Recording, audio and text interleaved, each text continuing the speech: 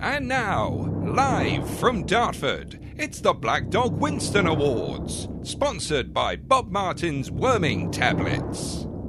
Got a dog that's constipated? Then don't take no shit. Go for Martin's.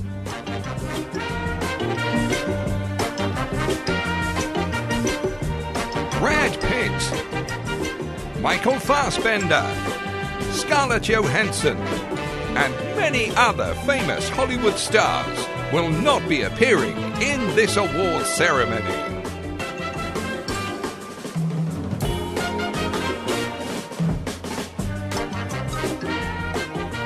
And now, here are your presenters, Lee Metcalf, Darren Barnard, and Elton McManus.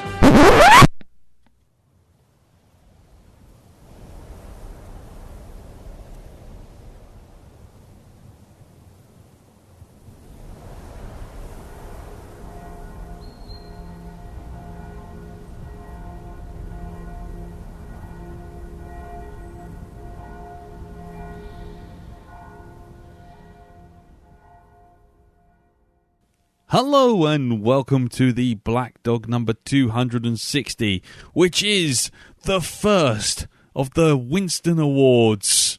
Yay! I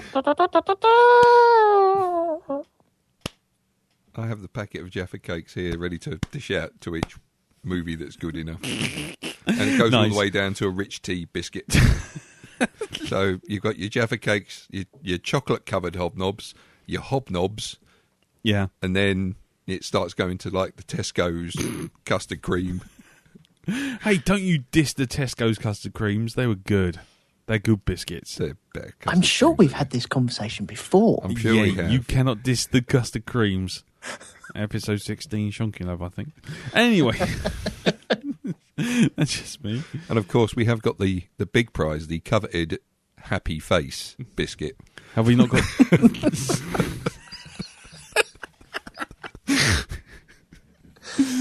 The world is a better place when you've got a happy face. Jammy Dodger. Oh, right. Well, not Ainsley's chocolate fingers. Oh, dear. Anyway, hello and welcome to the first ever Winston Awards, which is basically something that we've made up on the fly to cover up for the fact that we've got absolutely no idea how we're going to present this. And it's the 2015 year review. Hooray! I'm Lee. I'm Darren. I'm Elton. And Jim and Mr. Owl are mysteriously gone. Actually, Jim is very ill, and Mr. Owl is currently on the run, possibly for poisoning reasons. I think that's what it is. I think that's what it is. Dirty bird fucking had him. Jim. See? Jim let him in. Done away with him. But anyway, so Jim, if you're listening, which I guess you're probably not, but if you are, hope you get better soon. We want him to get better, which is probably why he's not listening. Yes, and no one would listen to this rubbish if they're recuperating. Anyway, so we're going to get on with a little bit of how our festive fun was going, and then we're going to move on straight on to our movie awards, or rather just movies that we have seen, what we done like and not like. Yes, indeed. So, first off, Elton, how was your Christmas and your New Year? It was very good. Nice and quiet over the New Year period. It was pretty chilled over the Christmas period as well. Got some awesome presents. Handed out some awesome presents, so everyone was happy there. I ended up getting Star Wars Battlefront. Did you now? Yeah. And how is it? I flipping love it. It's good, isn't it? It's brilliant. It's just what I wanted, just what I needed, and it works well. And I'm quite good at it as well. Goodness me. So that's a bonus. Good work.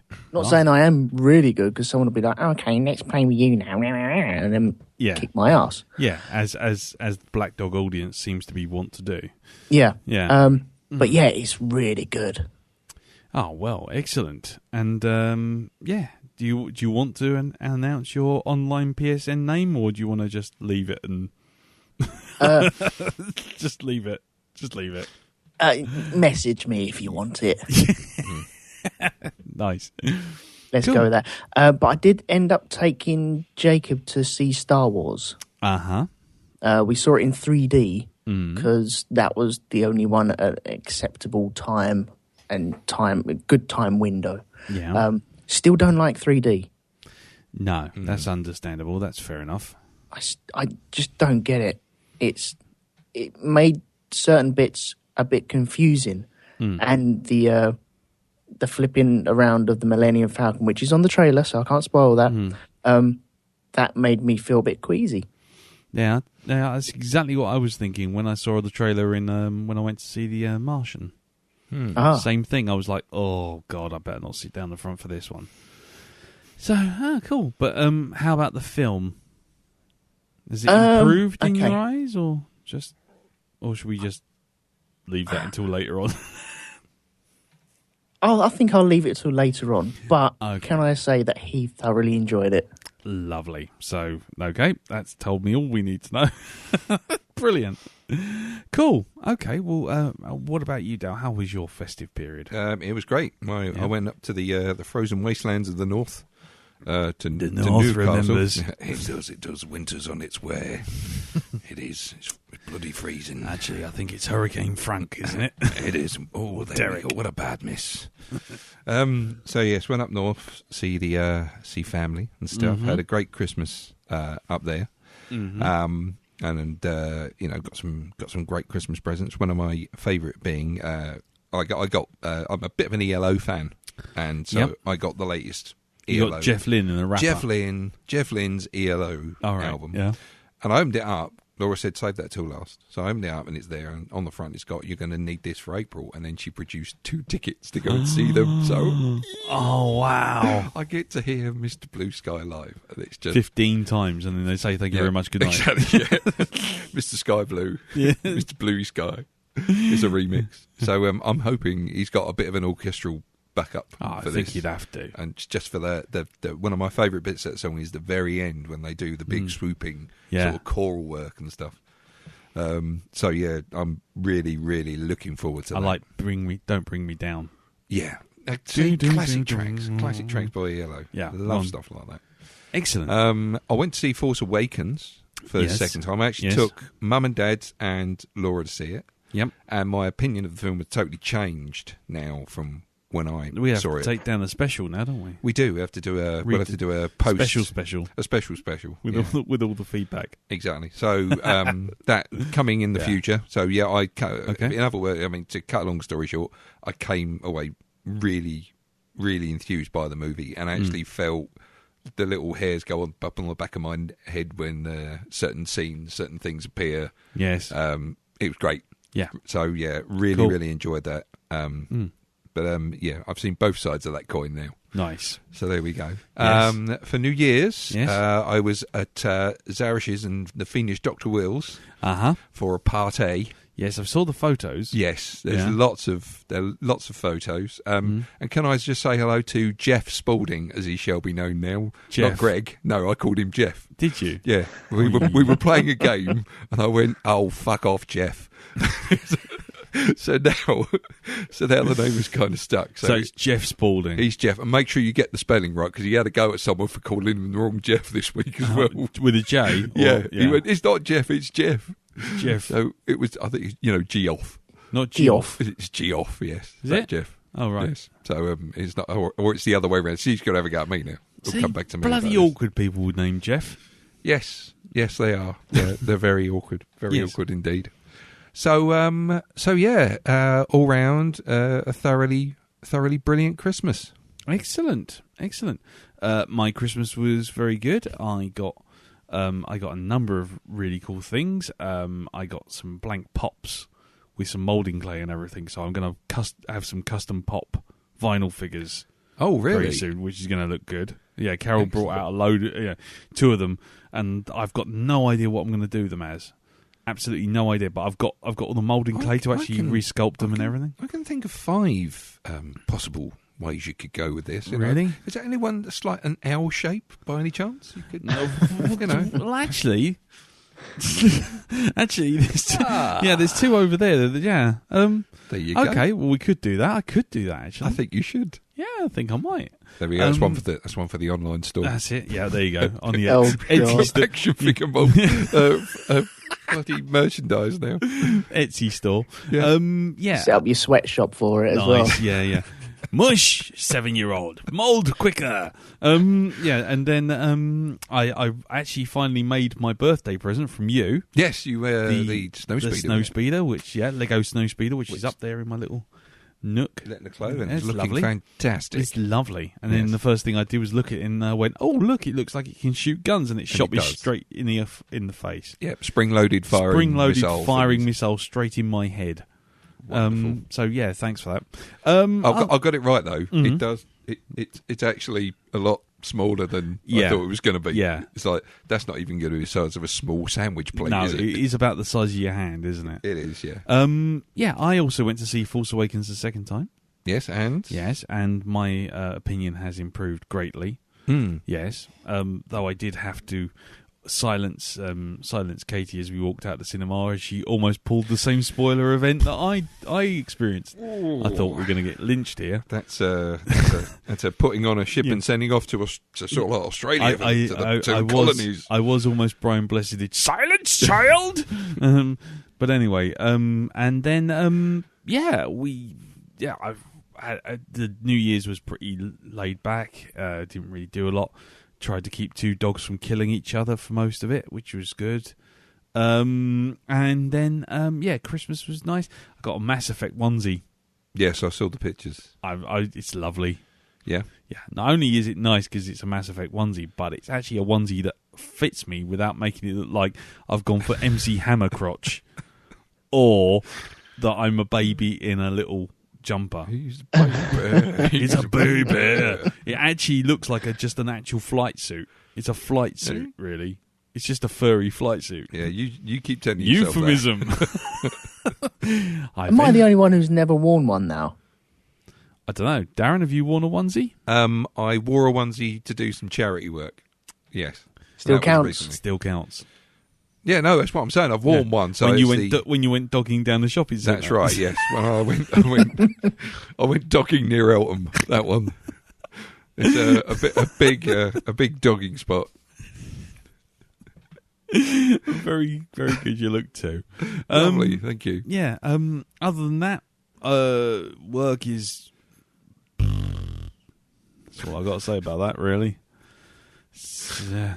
And hope that Rob, wheezing in an oxygen tent somewhere, is going to get better soon as well. He's not feeling very good.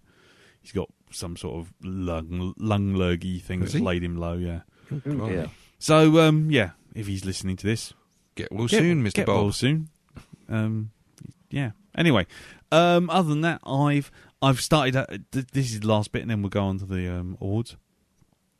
I've started a bit of a health kick, not a massive one. I'm doing a supportive health kick with my lovely wife over there. Yeah. Right? I've got an image of you sitting in a chariot and Caval's pulling you up. And No. Yeah, you're eating the pieces. Yeah, Caval, love, you can do it. You know you can. Yeah, go on, get on with it. Well, actually, it's funny you should mention that. You see, because what happened was... Oh, okay. No. Was that... we had a look at the thing. We had a rundown. And there's these sins. You can only have like 15 sins. What is it you're doing? I take this like as the Slimmers World. Yeah. And you can only have so many sins. And things like bread are quite high on sins, and fatty milks like whole milk and that sort of thing are sins. So like my coffees are out. My Starbucks coffees are out, and things like that. And I love bread, so that's out. So that's all out. So I thought, well, I'm going to support Carol. I'm going to go all in. So Sunday night when she signed up, right, fine. No more milk. I went for that watery, pissy, skimmed milk shit in my tea. And then I started drinking black coffee at work. Then I actually got enough of black coffee because my head was about to explode. So I went for raspberry tea, which is actually really nice, I would say. But anyway, then... For lunch, I had a chicken broth Very nice. And I had no tea, no milk, no bread, no nothing. When I got home on Monday, I was fucking starving. I was absolutely. You're not supposed to be. You're not supposed to be starving. You can eat. I know a lot of the stuff you're allowed. I know. But I'm just trying to get off to a good start, because if I can get into a routine of it, then that's fine. But the thing was, so I get home and I'm sitting there. And I'm like, oh, I'm so hungry. So Carol goes off and she's going to, make me this sin-friendly mash and, this lovely sausages, which are like chicken sausages, which means they don't count very highly, if at all. So brilliant. Okay. And I'm sitting there and we're, just waiting for this to happen. Then Lisa comes in and goes, now she had an inset day. So she didn't go to school until today. She comes in. She goes, we went to Yo Sushi. And then promptly revealed that between her and Carol, they'd done 40 quid's worth of blue plates. And I'm sitting there going, I was licking the table for sustenance. That's a good example of like eating lots of what you're allowed. So you're not supposed to feel, you saying you're off to a good start, you're doing it wrong. This is it, The point of the matter is, I'm spitting dust, and there's like stacks of blue plates everywhere of sushi and foods and stuff that I would have eaten. You've got to find something on that list you really like, and then get bags of that in. I've done this myself, and it does work. It's a great little diet. Yeah. So Laura used to make these fantastic burgers that, you wouldn't have guessed were kind of sin-free, but they were not, they're very low down on the list, and they were. And, I couldn't eat after eating those afterwards. So, lots of what you're allowed.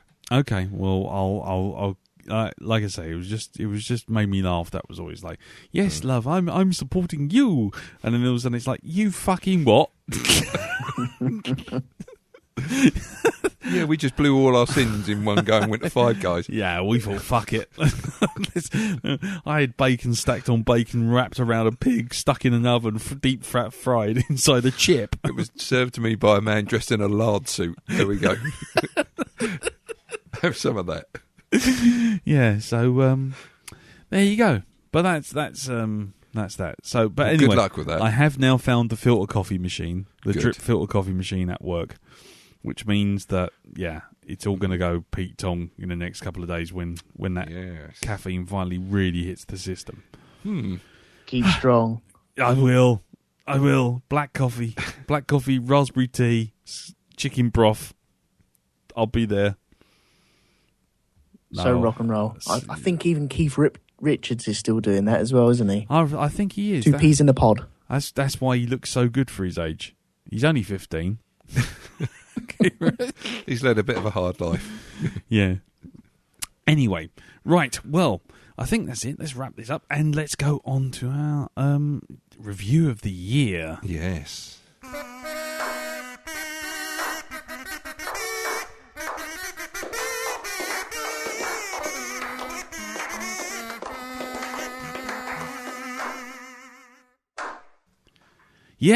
Yes, 2015 was quite a year.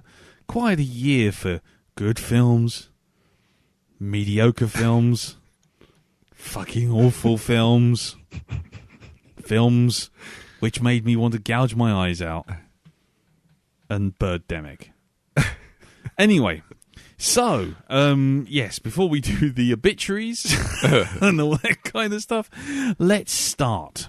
So I'm going to start with my first film review of the year, which is going to get the award for Best Synthetic Bottom Award 2015. And the winner, very excited, by the way. The winner is Ex Machina. Oh, yes. Ex Machina, yes. I shall cross that off my list. Cross that off your list. I shall delete that off mine as well. Excellent. Yes, Ex Machina, I thought was an absolutely superb movie.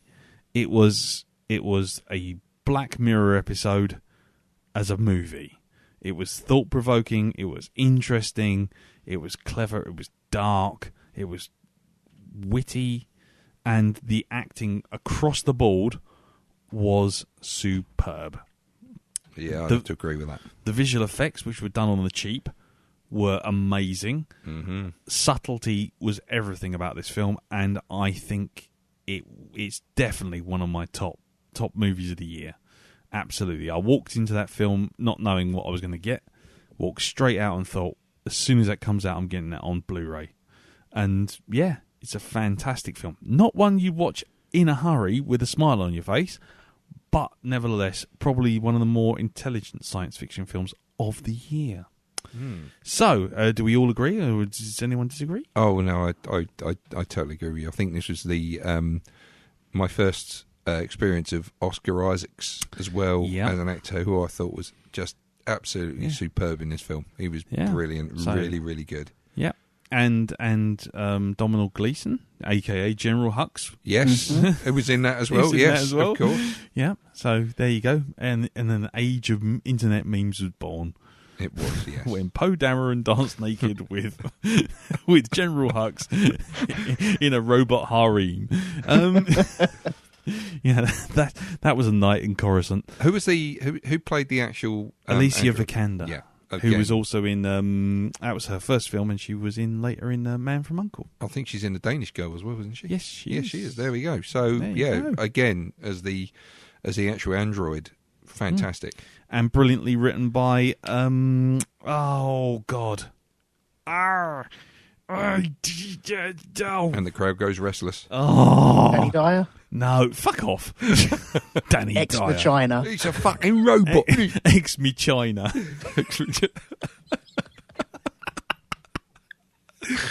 Brilliant. Oh, you've really thrown me now. Oh, Alex Garland. Ex-Machina.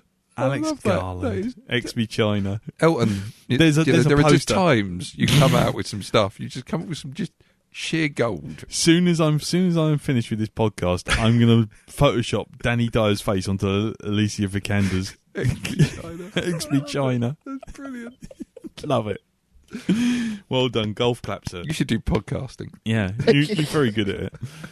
Anyway, brilliant. So, Darren, let's move on to your first film of 2015. Okay, my first film, which was my first film of 2015. Yeah.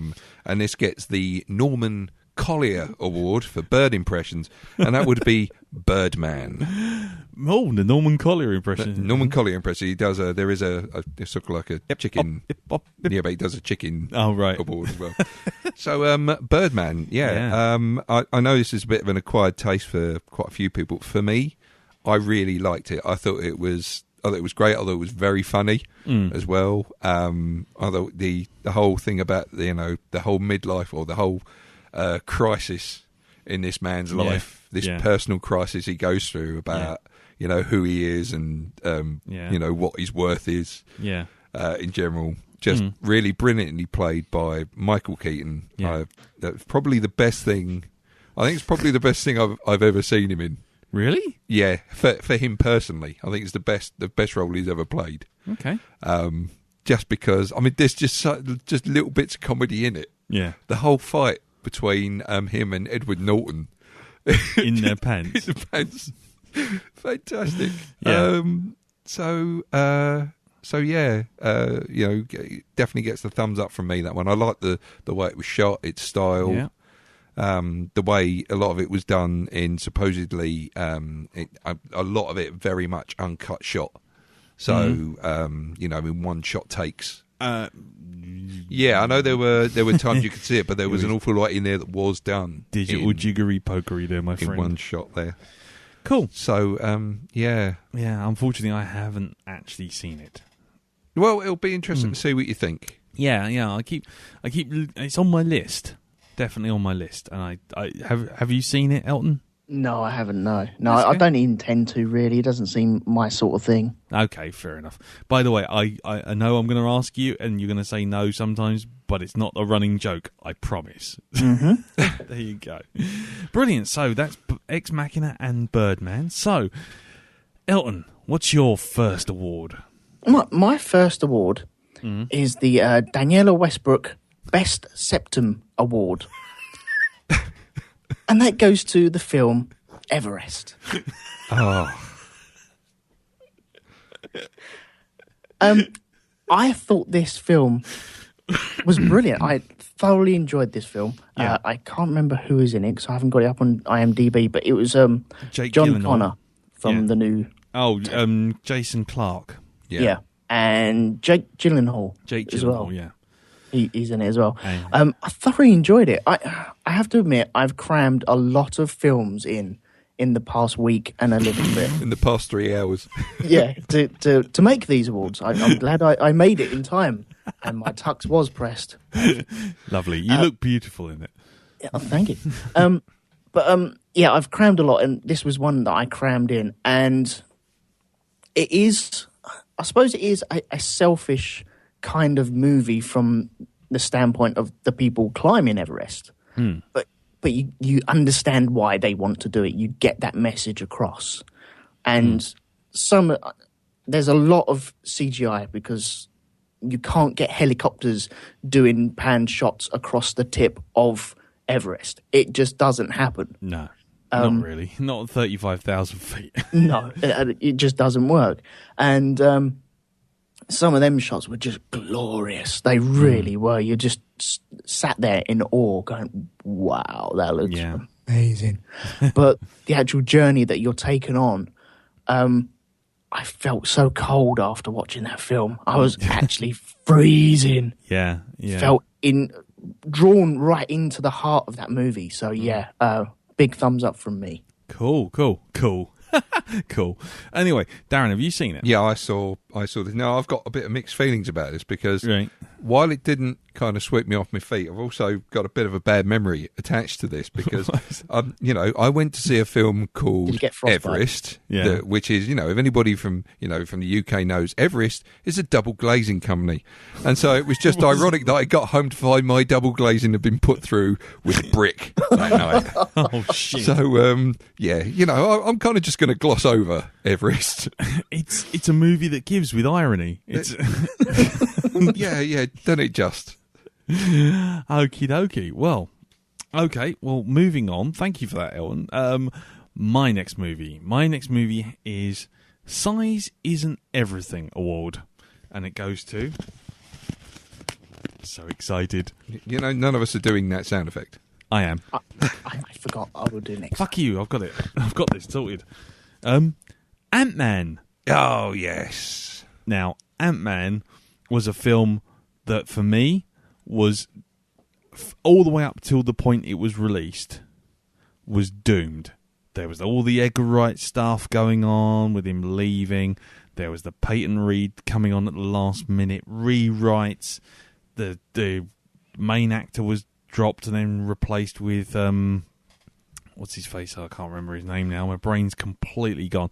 Mine, I can't think of anything. I'm looking up. Phoebe's husband in Friends. Yeah, him. And this is great for a movie podcast, isn't it? Who's his name? I'm just looking him You're up. You're just right looking now. him up. Yeah. Anyway, so but it literally was a film that had no right to be as good or as fun or as well made or well put together and just plain enjoyable as it was. Paul Rudd, that's it. That's the And man. Michael Douglas also. And Michael Douglas, yes. And Elizabeth, what's her name? Oh, my brain again. Evangeline Lilly, yeah. Evangeline Lilly, there you go. Why did I say Elizabeth? Anyway, yeah, so it was well done. It was well choreographed. The humour landed spot on. Mm-hmm. The nods to the Avengers were there and enjoyable, but they weren't like overbearing. As an origin story, I thought it was great fun. And it was the pure definition of a popcorn movie where you just sat down and you just went, okay, I'm not even going to think about this. It's just a man in a shrinky suit. That's all I'm taking. That's all I'm taking. And that's all I'm going to enjoy. And if it does more than that, then brilliant. And it did. It delivered in spades. It was great fun. And the fight at the end was worth the ticket price. Absolutely. Yes. That's just, again, pure gold. Absolutely. Whole thing. It was genius. How much of it was originally from the Edgar Wright stuff, and how much of it was from Joe Cornish rewriting and all that kind of stuff, I don't know. Don't care. It was going to be a shit film, and it turned out to be completely the opposite. Ant-Man. Yep. Thumbs up from me. Definitely. You were laughing there, Elton. You seen it, didn't you? Yeah, I crammed it in, and you know what I'm like with superhero movies. This one wasn't actually that bad. I had a pretty big giggle during it. I think it's not the main fight at the end. There's another fight which tickled me. Oh, with one of the Avengers. Oh, that. No, Yes. no. Oh, yeah. I forgot about that as well. Yeah. Let's say ping pong. Does that ring a bell? Yeah. Yeah. Okay. I had a really good time on it. I didn't expect to have a good time on it as well. And yeah, the humour was pretty good on it. Yeah.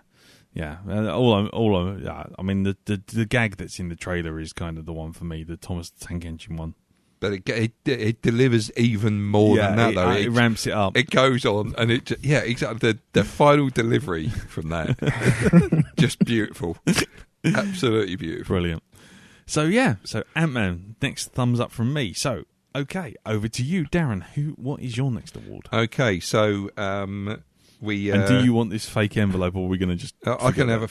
No, go on, just do it. Just go on. I'll have a. I've got. No, go on. Hold on. I'll do it for you. Go on. Okay. Go on. And so I'm going to stick to this fucking format for Jim. The wildlife animal that comes into your garden and is a fox type thing award goes to Foxcatcher. What's that got to do with foxes? There's a fox in a fucking. That's the only thing I'm doing this on the fly. Okay, it's like. What do I do? What do I say with this?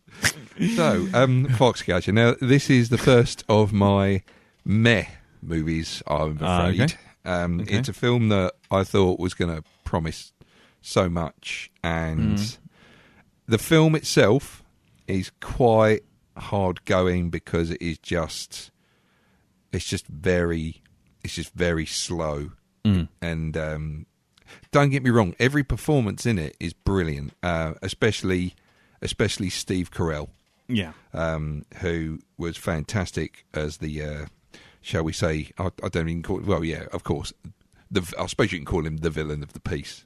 Yes. The maniac of the piece.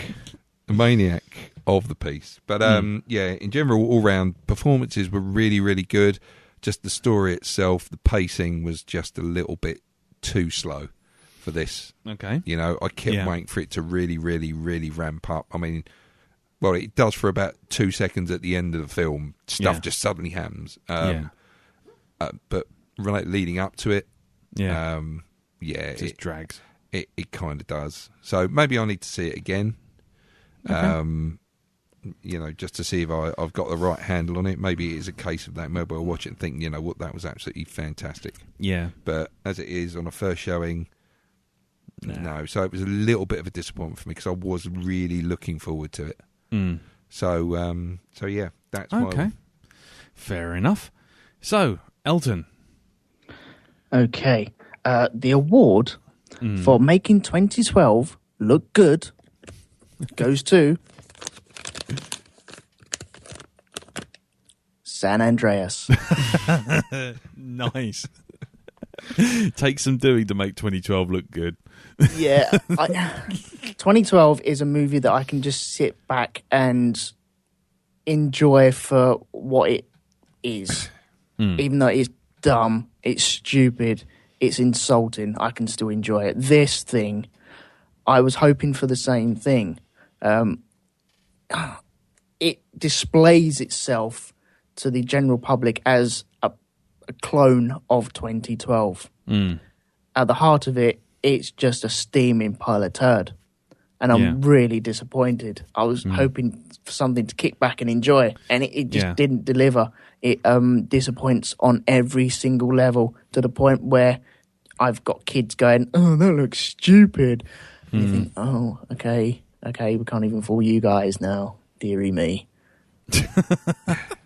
Oh, yeah, that's Yeah, that's bad. When even the kids are sitting there looking at it going, yeah, it's a disaster movie by the numbers. Yeah. But the numbers aren't even in order. It's crazy. It's just dumb. Please stay away. Okay, fair enough. Can I have my money back as well? Nice. Okay, well, my next award, that was there. Round of applause there for San Andreas. Golf club. Yeah. Okay, the next award is the "Oh shit, I've accidentally stumbled into a Damon Lindelof movie" award for "Fuck You, Tomorrowland." Oh, Not seen this myself. Oh my god. And it's exactly why. The reason being is what you said at the beginning there, Damon Lindelof movie. Yeah. It's everything about Damon Lindelof's writing I absolutely hate. It was, I mean, I didn't know it was him because I was being sold on the whole Brad Bird, he did The Incredibles, the visuals looked amazing. George Clooney was being George Clooney, so he wobbles his head, looks a bit goggle-eyed, tries to do a bit of charming and sell you some coffee. And then Hugh Laurie turns up as a villain, a bigger villain, but it's just, oh god. And the plot threads just dangle off this like a rotten old jumper, and it's just threadbare that your cat's been using as a fucking mat. It's the showdown at the end is stupid. The plot points go nowhere. The conceit of the thing is just bollocks. And while it kept the kids entertained, I sat there just going, but why? But why? But why? And they sell this whole idea of Tomorrowland as being a fantastic, wonderful place where only the intelligent people go and leave the proles behind. And then it's like, so why would we care about this? And that's the problem. The whole film just is based on a premise which is just stupid, and you're supposed to go, oh wow, look at the shiny towers and look at the people flying around in jetpacks. In the meantime, you're sitting, but really what you're doing is you're sitting there going, this is like Butlins for wankers. So Tomorrowland. Ooh, what time's the artery on? Exactly. Yeah, this is Butlins for highly intelligent wankers. So yeah, Centre Parks, isn't it? well, yeah, it's Centre Parks where you have to take an IQ test to get in, but the rest of the story is just gibberish, just absolute gibberish. So that gets my first 2015 Fuck You award. So thank you, Tomorrowland. Unfortunately, Damon Lindelof couldn't be here today because I wouldn't let him in. Right. Anyway, so I've heard that film is a very Marmite film, though. it could be. I mean, other people can like it and see it and find something good in it and enjoy it. Like I say, the kids enjoyed it. I just found myself sitting there just picking it apart from the start, and it wasn't intentional. I didn't know it was a Lindelof film until it turns up at the end in big gold letters. He actually gets a credit card to himself in the credits. It's like a Damon Lindelof written film. Brad Bird, Tomorrowland. It's like, yeah, that's your second nail in the coffin. Now fuck off. You to me, sir, are dead, I say. It's a shame they didn't show you that at the beginning of the movie. You could just avoided that. Or the parachute ripcord. Yeah, exactly. Yeah, which is what I should have done in another one of my fucking movies, but we'll get to that later. So, Darren, Okay. what's your next movie? Next movie is another one, which is a bit of a downer. The John Noakes Award for Where the Fuck Am I? I Can't Find the Way Out of This Forest. It's Into the Woods. Oh, Okay, so Into the Woods. For anybody who doesn't know what that is, it's a musical, and it's all based on various different fairy tale characters. It's a movie that is just far too long for its own good. Far too long. At 2 hours and 5 minutes, the joke wears pretty thin about, I don't know, 15 minutes. Halfway through for me. Where's I the laugh at- cow? Where's the cow? Where do we get the cow? Fuck off. Now, I can watch Emily Blunt until the cows come home, right? I'll watch her in anything. I think she's great. Yeah. But even this tested my patience, and I think it's mainly because she had that cyst growing out of her side called James Corden. So, yeah. Oh, is he in it? He's in Yeah. it. Yeah. Oh, Jesus H. he's in it Christ. as Why well. did you even watch this? Yeah. Well, the premise sounded okay. It was like, okay, it's the whole sort of Shrek thing, with the fairy tale characters having a bit of a problem. It's sort of like modern references thrown in there. And it kind of does try to mix it up as it goes further down the film. Do you see like them acting with the people that they would normally interact with in their own stories? But then all of a sudden, the characters start mixing with one another, and various characters from this get mixed up with various things with other characters. I won't go into it too much. Don't forget Johnny Depp turning up Johnny as a David Bowie. Johnny Depp was a very worrying wolf. I'm sorry, that whole scene was a bit creepy. Hello, And I'm I your don't local hairy paedophile. Exactly. I'm going to sing the laughing gnome to you. It wasn't creepy in that like ooh scary thing. I mean creepy as in Nonce. yeah nonce type way. Very very worrying scene. One bit that did stand out though that I really did like, it's the Prince off that happens in the film. It's between Chris Pine. Chris Pine, and what's the other guy's name? Let's have a look. It's hold on, I've gone to the magic of IMDb. Go. Billy Magnuson. Yeah. Oh yeah. Him. That whole scene there is just really beautifully played by the pair of them when they have this. I'm more princier than you, and they get into more elaborate posing as the song goes on. But by that point, you've done like nearly 2 hours of a musical, and you're just sick of it. But like I say, that bit made me laugh, so that's fine. I thought Chris Pine played that very, very well. Played up to that. I'm expecting to see him play Captain Kirk like that at some point. But I watched it on Blinkbox, and I had a voucher. And it only cost me £1, and I still hated it. I still wanted my money back. It's rubbish. Yeah, I can totally understand. It's like I say, it's. I don't mind musicals when musicals come about, but God Almighty, this thing ended about 6 times. And when it ended, it didn't do like a Lord of the Rings and end and then go 10 minutes and then just end properly. It went end. Here's another 15 minutes of another story, end. Here's another 15 minutes of another story. By the end of it, when some gigantic Francis Delatour turns up, so going, where's my husband, or something like that, I'm like, just eat the fucking lot of them so I can go home and turn this shit off. Kill them. Throw them in the pit of ice. Yes. It's rubbish. Well, you've taken away one of my awards. There you go. There you are. But anyway, so that's Into the Woods out of the way. Yeah. With a slap around the back of its head. Yes. So, Elton, can you give us your next award? The next award goes to the people with fake smiles and Botox and smiling about everything because everything's so fucking shiny and happy. And the winner is Cinderella. Oh, God. Right, okay. Kenneth Chuckles Branagh production. Okay. Have you guys seen it? I saw I 15 minutes of it. I haven't seen it at all. Okay. It's just a bog standard retelling. You're not going to get anything new in this. It's all very smiley and Disney kind of production if Disney had drawn the people and then they'd magically come to life. And it's a bit too stale and a bit too fake. And what's her name? Helen Bonham Carter pops up there as well. Oh, God. Yeah. You got Richard Madden, who was one of the guys in Game of Thrones, one of the sons. Yes. And I didn't recognise him for half the movie because he was smiling in this movie. He doesn't smile in Game of Thrones. Nope. Yeah, it's all right.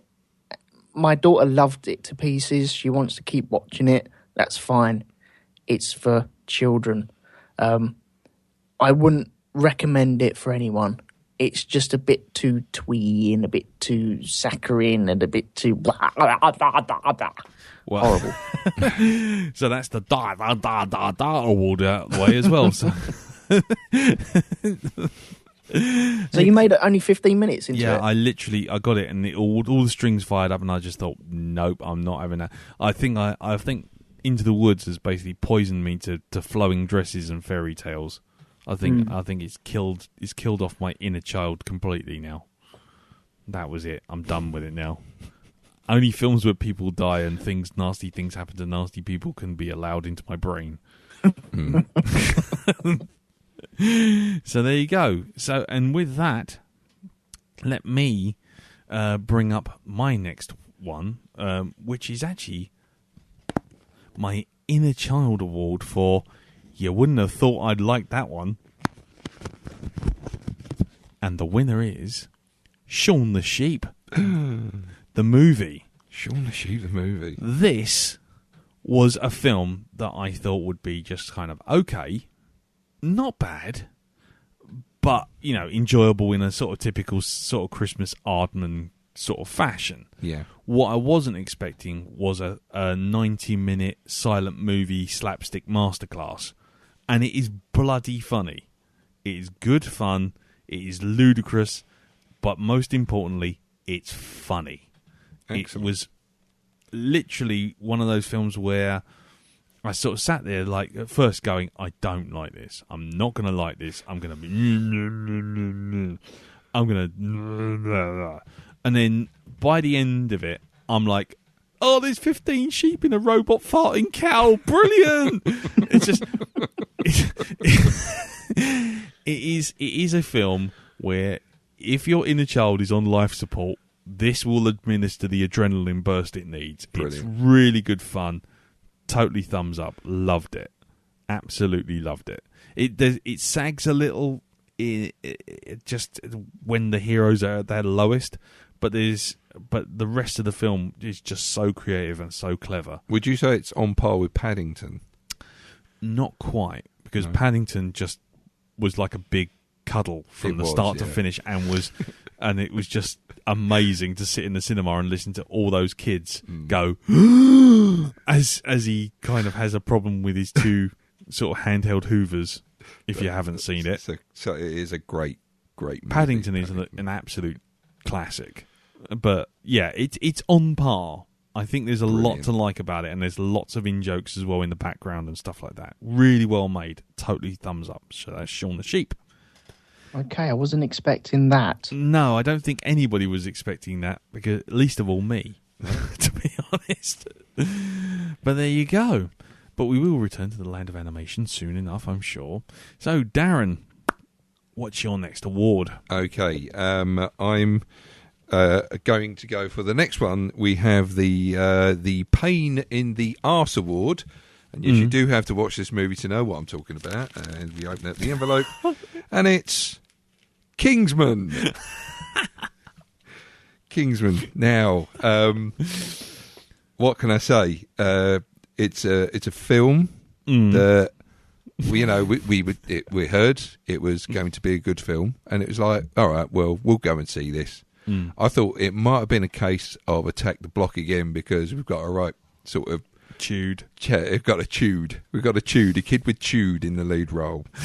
But I have to say, this is possibly one of my favourite films from 2015. Yeah. Kingsman is absolutely brilliant. Yeah. It's James Bond. It's a refined Bond meets the Steed Avengers. Yeah, it's like the old style James Bond stuff, but done by, but not tired and not. It's done well. It's really done well. Yeah, and the fight choreography is so beautiful to watch. Best use of Leonard Skinner Freebird in a church. It's just great. It's a really, really, really good secret agent film. Colin Firth is superb. He is the man who should be Steed, basically. Yeah. That's it. And I think manners maketh manners maketh a man. Yeah. So yeah, anybody who hasn't seen this yet and is thinking of watching it, and if you enjoy a good fun film, I would say watch this. Everybody in the cast is brilliant. Colin Firth is top marks. The guy who plays, I can't remember the guy's name now. Oh, quick to the IMDb mobile. I've actually got it here. I've called it up. Yeah, believe it or not. Oh, you're talking. Michael Caine. It's Taron Egerton. Yeah, is brilliant. Yeah. As the main character. Samuel Jackson also. Some brilliant lines coming out of Samuel Jackson. Blood. Yeah, and Michael Caine as well. Yeah. If anything, there's just one line he delivers in that film that's suddenly almost totally out of character for the character he's playing, and that's the beauty of it as well. The way it's delivered. It confounds expectations at every turn, doesn't it? It does, and I really hope that if they're going to bring out a number 2, which I do hear, I've heard they're doing a second one. Yeah. It's the same. It's Matthew Vaughn again. Matthew Vaughn seems to do films in franchises. He does one and then buggers off. Yeah, and that's it. Well, and good on him, because seen the state of X-Men now. Which is it. I know a lot of people didn't like X-Men First Class, but again, we love that. We see it. And I love that as well. Yeah. It was a brilliant way of doing it. I thought, bringing it back from Bryan Singer's leather and boringness. Again, it was very much in the spirit of Bond. Yes. That wasn't it. So it's like this. It's again Matthew Vaughn obviously does spy thrillers. Who's the guy who plays the Q character? The one. Oh, good. Oh, that's the thing, isn't it? He's Rent a Bad Guy. Yeah. What's his? Hold on. I'm looking at the all cast thing now. Here we go. Mark Strong. Again, brilliant as Merlin. Yeah. Fantastic. What are you? You're actually gonna turn the telly off. Anyway, right. Anyway, so yeah, absolutely, totally for me as well. Thumbs up for Kingsman. Have you seen it, Elton? No, I haven't. No, I'm tempted. That's as far as I go. I would seriously consider giving it a go. Yeah. Just don't put any pressure on yourself to enjoy it. Just watch it and see. Go what you along think. for the ride. Because part of the joy of it is not getting what you expect. What is it rated? Isn't it a 15? I think it's a 15. I shall have a look. It is. But anyway. Hold on. When my phone actually plays the game properly. Okay. Yeah. Kingsman was... Yep. 15. Yes. See? Okay. Would it be suitable for a 12-year-old? If your 12-year-old has watched things like Taken, then I'd say yes. Because it's pretty much the same kind of level of violence. But there's one gag right at the end. Just don't tell him. That you just, Yeah, don't tell me the gags, but it's fast punching, fast kicking. Fast kicking, lots of that sort of thing, but there comes a point where you're going to either have to have a lot of interesting explaining to do, or you're going to have to basically just cut it off 10 minutes before the end. I think I may have to watch this first. I think it's a joke that divided its audience, definitely. Very much so. Yeah, normally wouldn't find it funny, but it just made me laugh. Yeah, shocking and funny at the same time. It's set up early in a line of dialogue, and basically if you hear that, then you kind of I think you can work it out from there. Anyway, moving on. Yeah. So Elton, what's your next film? My next film, the award for the best film to watch when to watch two men bash each other in the ring. Sorry? The award goes to... Shall I do that again? Yeah, no, it's fine. That's fine. No, I understood it. I was going to say, you do know we're talking about proper cinema. I mean, not those dodgy ones in Soho. You can go and watch those specialist movies. Not things on limited circuit. Damn. Go on, anyway, I'm still going to do it. Yeah. The award goes to Creed. Okay. Interesting. Because I've seen a lot about it, but I have not seen it. Go on. I enjoyed it. Mm-hmm. I feel it overstayed its welcome just a wee bit. Yeah. It dragged out the very obvious thin story that it was hanging on to. a little bit too much. It is very good. Obviously, Sylvester Stallone is in this as well. Yeah. This is about Apollo Creed's illegitimate son. Yes. Growing up and wanting to make it as a fighter in his own right, and trying not to use the name Creed. But it is very good. I felt it sagged in the middle. I'll probably watch. I think I might give it another go though, because there is enough there for you to get excited about. It's no Rocky 5, let's put it like that. But then again, it's no Rocky 4 either, which is the best one. Okay. Conversation for another day. Yeah, I would recommend seeing this, yes. Worth a watch. Even just to turn around and say, okay, I've seen it, it wasn't that good, or I've seen it, yeah, not too bad. Okie dokie. Cool. So you've just seen things about it then? Yeah, there's a couple of the American websites were going absolutely mad for it. Then the reviews for the UK release came out, and they went kind of crazy for it as well. And I'm like, okay. And it just, I mean, I'm not one to sort of go and watch a boxing film in a cinema because they all tend to follow a formula.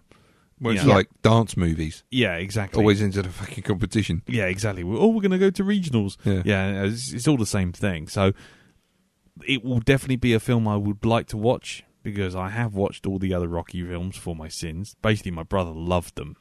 So I've done them all. I've got some of those on my guilty pleasure. Though. Yeah. Well, I always have good memories of Rocky 2. But that's a they're the serious one. That one and the first one. That's a story for another time because that's just going off down. I remember when I was a boy, sort of thing. But no, so I'm really interested to see it. I just think that it'll be on home video before I see it. Because on IMDb it's got 8.1 at the moment, which surprised me. Oh, okay. Well, yeah, like I say, people have been raving about it, so cool. Okay, so there you go. Creed, that's a left field one. I was not expecting that. Ah, you're welcome. Well, there you go.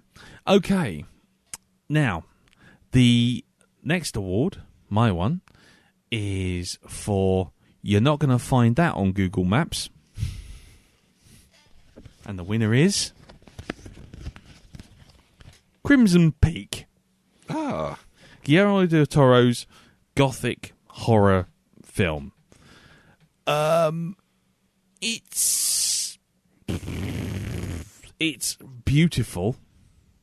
It's a story of... Are we talking about Tom Hiddleston's arse? Because apparently that's in it quite a bit. Yeah, not for long. No? Oh, there you go. Sorry, Laura. No. But it's... yeah. Basically, it's a beautiful film. It's well made. And initially, it has quite a few scares and some brilliantly designed ghost effects. Yeah. But it's not a ghost story. It's more of a gothic romance. And at some point, the film turns into Guillermo del Toro's other ghost movies, like Devil's Backbone and Pan's Labyrinth, where the monsters aren't really the ghosts. They're more the humans inhabiting the house which is haunted by ghosts, if you catch my drift. And at some point it's going along really nicely, but at some point it just turns and you suddenly go, okay, I understand now. And as soon as it happens, all the tension of the film just goes, it just deflates like a balloon. And for me, it's got a strong first half, weak second half. It's on here because it's worth seeing. Because I think, anyone who listens to Jim's stuff, like Hypnagoria and all that kind of stuff, will definitely get a kick out of it. But for me, I got about halfway through and I was just like, okay, this could just end now and I'll be quite happy because I've seen this film 3 times already. Yeah. So, yeah. So that's a meh for me as it goes. I must say, I haven't seen it, but looking at Tom Hiddleston on the front cover there, I thought, they missed a trick, not getting him playing a young Grand Moff Tarkin. in the prequels, because he looks very much like Peter Cushing there, or a young Peter Cushing. He acts in a kind of very Hammer horror Peter Cushing way, but I'd say more is to give too much away, so I will hold fire. But basically, if you like your gothic, if you like it gothic, and you like a bit of beautifully shot Baroque gothic horror romance thing, then I'd say go for it. But it's beautiful, but it's not really that engaging about halfway through. So that would be the James Blunt Award. Yeah, It's beautiful. It's beautiful. It's true. But you could easily not put up with a whole album of it. Okay. Yeah. Anyway, there you go. So that's Crimson Peak. So Darren, what do you have next? Okay, I'm gonna jump to up the list Go to on. one that I don't think anybody else apart from me has seen here. Oh, this is the I've got white labels and a hipster beard award for Darren Barnard. Is it? This isn't at all. And it's the film Mr. Holmes. Oh, Starring Sir Ian McKellen as a very, very old Sherlock Holmes. And his bees. Yeah, it's quite a. It plays on some real kind of fears for me, because it's all about really kind of getting old, losing your mind, basically. You know, just memory and stuff like Bit this. late for that, isn't it? Oh yeah, it's well gone for me. But yeah, it's Sherlock Holmes having to try and deal with the fact that he's not as sharp as he used to be, and that he's having to compensate for it by doing certain things. And there's a bit of a mystery he has to solve. It's about his last case that he ever had, and somebody asked him about this boy that's there in the house that he is by the sea. It's just a really, really good film. Such great performances from both Sir Ian McKellen and also the child as well, the boy that's in with him. I can't remember the kid's name. Okay, fair enough. But I think it's well worth a watch. Yeah. It's quite bittersweet, but it does leave you actually quite hopeful by the end of it. And I don't mean about Holmes himself, it's just about that sort of situation he's in. Yeah. It ends it on quite a happy place. Right. So, whereas you might think it might just spiral down and have sort of like, you know, him laying there on a bed all crumpled and completely useless, it doesn't go that route, and I was so happy that it didn't. No? No. He has a rocker he put up, calls it Rickenbacker. No, it's not that. It's not like that at all. But, yeah. Yes, so this will look lovely at the back. yes, it does. I can't. Who are you? So, I was saying, I hate memory loss. And like I was saying the other day, I hate memory loss. Memory loss. I really hate it. So yeah, highly recommend it. If you can pick it up, go watch it. It's it's not action packed, but it's still a very interesting film. And I think one for Sherlock Holmes fans, it puts a real kind of lid on the whole sort of legend of. Does it turn out that Holmes has been drugging himself up and he's in really 2015 in a plane? No, No? not at all. Ah, okay. Because that would be a shit idea. Yeah. Right, anyway. So, yeah, there we go. So, a definite thumbs up. Brilliant. That's Mr. Holmes. Yay. Yeah, that lived up to my expectations, that film. So Excellent. That's good. Excellent. Elton. Okay. I don't know how to do this one. Uh-oh. I want to do a big one. Go for it. Go for a big one. Okay. The film that caught me by surprise goes to Kinky Boots. Love Actually. Sorry. Yep. Spectre. Ooh. Caught you by surprise. You weren't expecting it to be any good. Yeah, I heard lots of hate for this. Hello. Yeah, go on, carry on. I'm not a Bond fan. I have discovered after doing Witlist for the Defence and doing Moonraker and going back through a couple of other films that Bond does. And they opened my eyes to. I don't think I actually like James Bond. I've never... Well, no, I won't say that sentence. No. I was caught aback by this. I wasn't expecting to like it at all.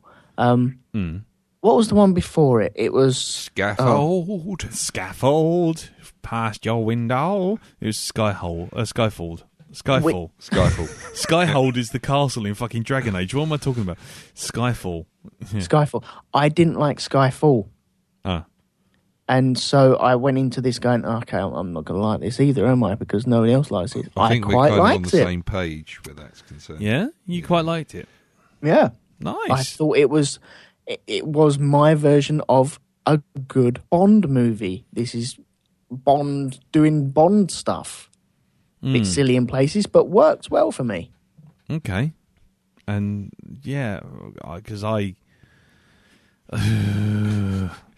just came away from it just thinking, I watched half a good Bond movie, then I watched half a Carry On up the Bond movie, and then I watched 30 minutes of someone wanking into a paper cup. It was just boring, and not very pleasant to watch. It was an uncomfortable experience. It was wanking for coins, the movie. But that was just me. See, Skyfall really dragged for me. I got really bored in the last set piece. Yeah.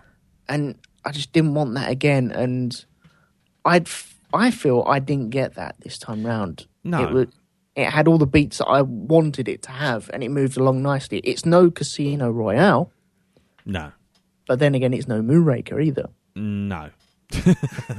which we should all be thankful for, to be honest. Yes. Yeah. No, I just didn't like the fact that rather than just introduce the villain for the first time, they tried to shoehorn him into Casino Royale, Question of Sport, and Scaffold, and it was just like, oh, come on, this is not all done to some bloke's plan. It's all just bollocks. You're making it up. And yeah, Christoph Waltz was he was another one of those I am Khan moments. Didn't do it. He didn't do it as grandiose as that. No, but he didn't even do it like that. He just said, "I'm going." My name. Yeah. That's it. Oh, spoilers. Shit. Oh, cut that out. Can you beep that? No. Darren did a spoiler. But no, the point was he revealed the name, which I won't reveal. No, I'm not dream of that, would you? I'm not a horrible person. Yeah, but I've obviously already spoiled it. And if you're not going to cut it out, then what's the point? Yeah. So you're going to cut it out then? Yes. Good. Anyway, and so basically, when they did that name, you as an audience member are supposed to react. Yeah. And Bond just sits there and looks at him like, what? Which is exactly the same, all barring the theatrics that you get with Star Trek Into Darkness. Benedict Cumberbatch going, I am Khan. And then everyone goes, hi, Khan. I'm Spock. This is Kirk. Here's Bones. And it's like, no, I am Khan. It's like, yeah, no one cares. Only the people who've seen Star Trek 2 give a shit. And so, that's the point. And that's the same with this one. I've changed my name from blah, blah, blah, blah, blah to blah, blah, blah, blah, blah, blah, blah. And the music goes, and it's like, okay. But he didn't even do it like that. He just said, I've changed my name to this. And it was it. He just... Watch it again. It's not as throwaway as you think. Do you know what? I sat and I watched that bit carefully. I thought it was like, I could see this now, what he's going to do. Sat and listened to it, and it was just him just talking saying to the mic. It's just him saying it. All it was. Okay. So, okay, well, we'll agree to disagree on that one. I have to say, where this is concerned, you see, because my favourite Bond film of the Craig series is Casino Royale. It's not Question of Sport.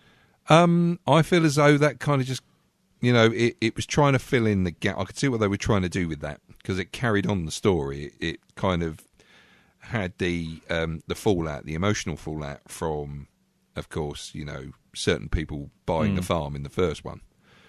But I'm not going to have to bleep that out. But no, you're not. Because this is it. I've just said certain people buying the film. I might bleep it out. Skyfall.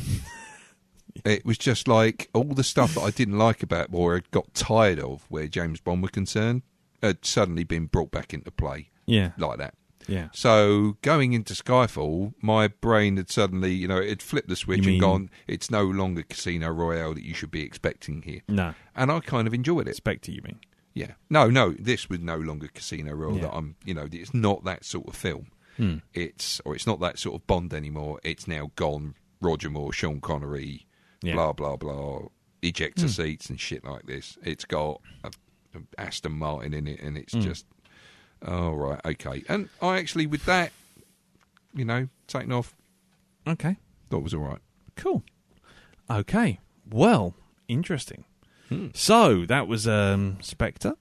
The biggest UK release before A Galaxy Far, Far Away. But there you go. Nothing lasts forever, Mr. Bond. Right, okay, so my next award goes to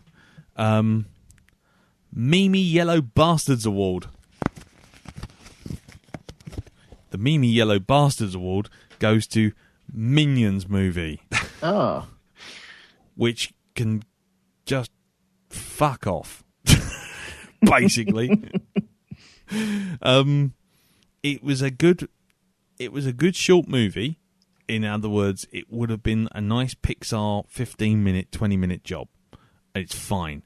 The first 25, 30 minutes are hilarious. But when you get into the next 30 minutes, the laughs start to slow down. And then when it goes into the final third, and you're now another 30 minutes in, and one of the minions has become the bloody King of England, and spoilers. It doesn't matter. Does not matter one fucking jot. Don't mention the name of the actual minion that gains the rank. Why? Why? No one can tell. They all look the fucking same. And someone will just take a picture of it and stick it beside some inspirational quote and stick it on the internet.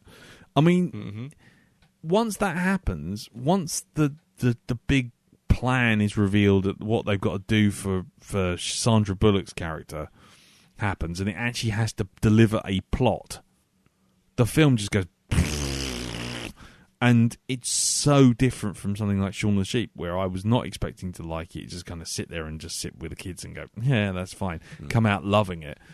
Minions, I went in liking the idea of like, okay, give me some proper slapstick. Give me some silly action. Give me cute little pill characters just beating the shit out of each other. And that all happens in the first 15, 20 minutes when it's telling you the history of the minions. Yeah. Literally from a single cell amoeba to, basically surfing on a dinosaur down a hill, which is brilliant. But after that, it kind of just peters out. And I didn't like it at all by the end of it. By the time I got to the end, I mean, we watched it over New Year's again. And I sat down and I started watching it. I'm like, actually, I'm really digging this. I'm getting back into it. But the same problem happened. Get about midway through and I just went off upstairs. I went off to do something else. It was like, could not care less. It's the Boba Fett movie, really, isn't it? They are the side piece of Despicable Me, which works really well as a side piece. Yeah. It's like the scratch in Ice Age as well. Yes. Which works, but as soon as people start wanting, oh no, we want more of that, we want more of that, and then you're slowly saturated by these yellow things. I can see and understand why it would become a bit too much and then a bit dreary after an hour and a half of this. Yeah, I mean, I tell you what it's like. It's very much like Tom and Jerry. Now, Tom and Jerry, the old 1940s, 1950s cartoons, absolute genius timing. But they only hang around for about 3 minutes. Yeah, they're not very long. They are not very long at all. So when they suddenly go, oh, we're going to have a Tom and Jerry movie and it's going to be an hour and a half long, it's like, what are you going to do with this? oh, and then the first thing they do is make them talk or something like that, and you're like, oh, and they're not going to have a fight. Give them tune. Oh, and then they're going to have a little mission that they've got to go on. Oh. And then they have a rap battle. Oh. Yeah, and then they get on Harrison Ford's lawn and they all go Pete Tong. No, I mean, and that's the thing. It's the Minions movie is probably three good 30-minute movies, but as a 1 hour and 30 movie, it's just the law of diminishing returns all the way to the end. The strong start, once you get to the bit, once they find their location where the story starts in earnest, stop it there, because I'll tell you what, you can stop it there, go away, have a cup of tea, go watch something else, then come back and carry on watching it, and you'll probably enjoy it. But it just outstays its welcome. It's just a joke, just the same joke over and over again for another hour and a half. So Minions gets a kind of meh for me. So there you go.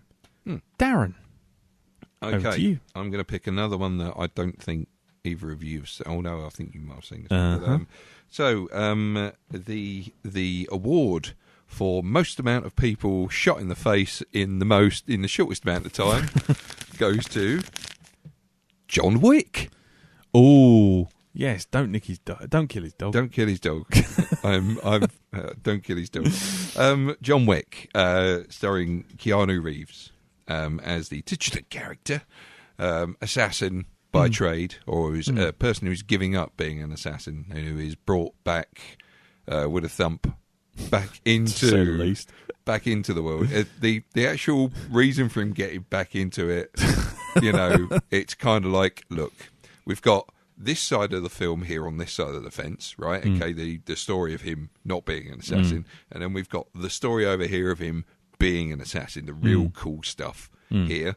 We need something just to bridge this gap. Yeah. We'll put this tenuous link in, and then we'll just go for it. Yeah. And I have to say, I must admit, the way they do the little tenuous link, even I felt like going out on a rampage and killing people after that, because it's quite harsh. Yeah. And it's kind of like one of those films. It's a good film because the bad guys are bad and they deserve to get it in the face, and they repeatedly. All do, repeatedly.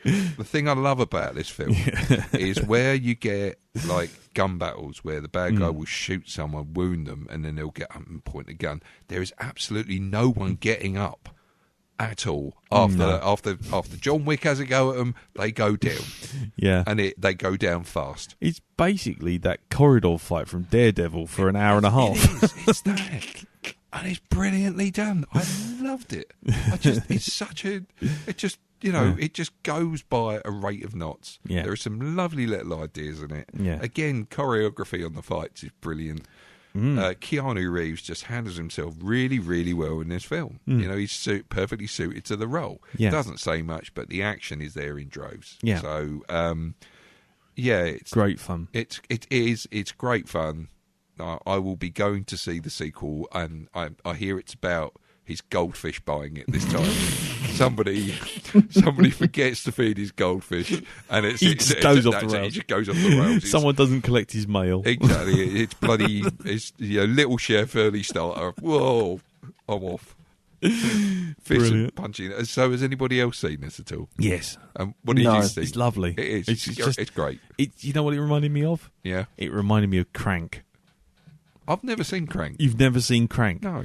Basically, batshit crazy, and it doesn't stop. Once it gets going, it's just like you're sitting there going, okay, I've just got to laugh at this because there is physics.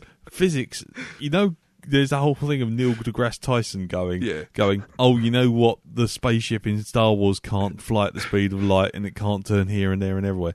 Basically, Neil deGrasse Tyson would watch something like Crank and essentially walk out into the snow and never be seen again. He'd be sat there hugging his knees. He'd just be like, I'm going out, I may be a short while, and just will never return. Crank is best watched drunk. Yes, and laughing. In fact, I might put it on the docket for this year, because it is absolutely fucking nuts. Let's do it. It's not a film for anyone who's easily offended or wants a plot. Okay, if you fine. want to see Jason Statham kicking 7 bells of shit out of people while simultaneously electrocuting himself and eating more Viagra than any man dare do, while simultaneously shagging his girlfriend in front of 600 school children, it's not a film for the light-hearted. Basically, it's Speed, isn't it?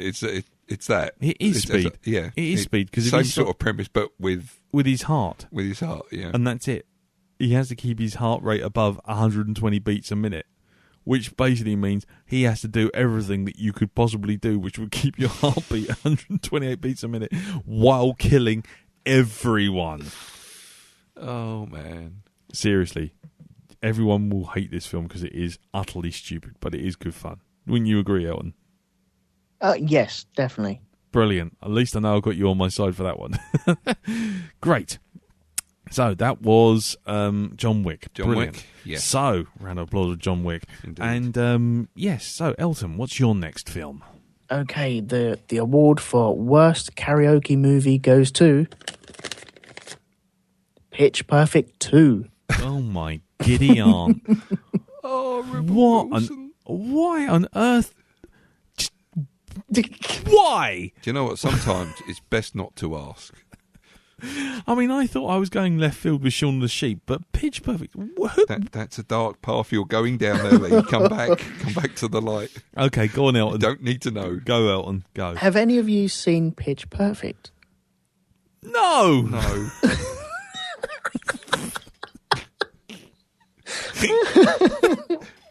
Okay. Has anyone ever seen my grandmother take a dump? No. Right. This is a shocker.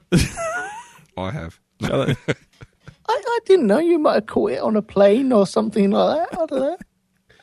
Anyway, Pitch Perfect is a cappella movie about a band called the Baden Bellas. And it's pretty much a high school movie, and they have to go to the semi-finals and then the finals. You know the story already, and you pretty much know most of the jokes already. In our house, Pitch Perfect is quite the favourite film. Hello? Yeah, that's fine. Skype gone again. Is this on? Yeah, go carry on. Pitch Perfect 2, though, it is... The problem with this is they're doing the same thing. Yes. And they're doing it not as well.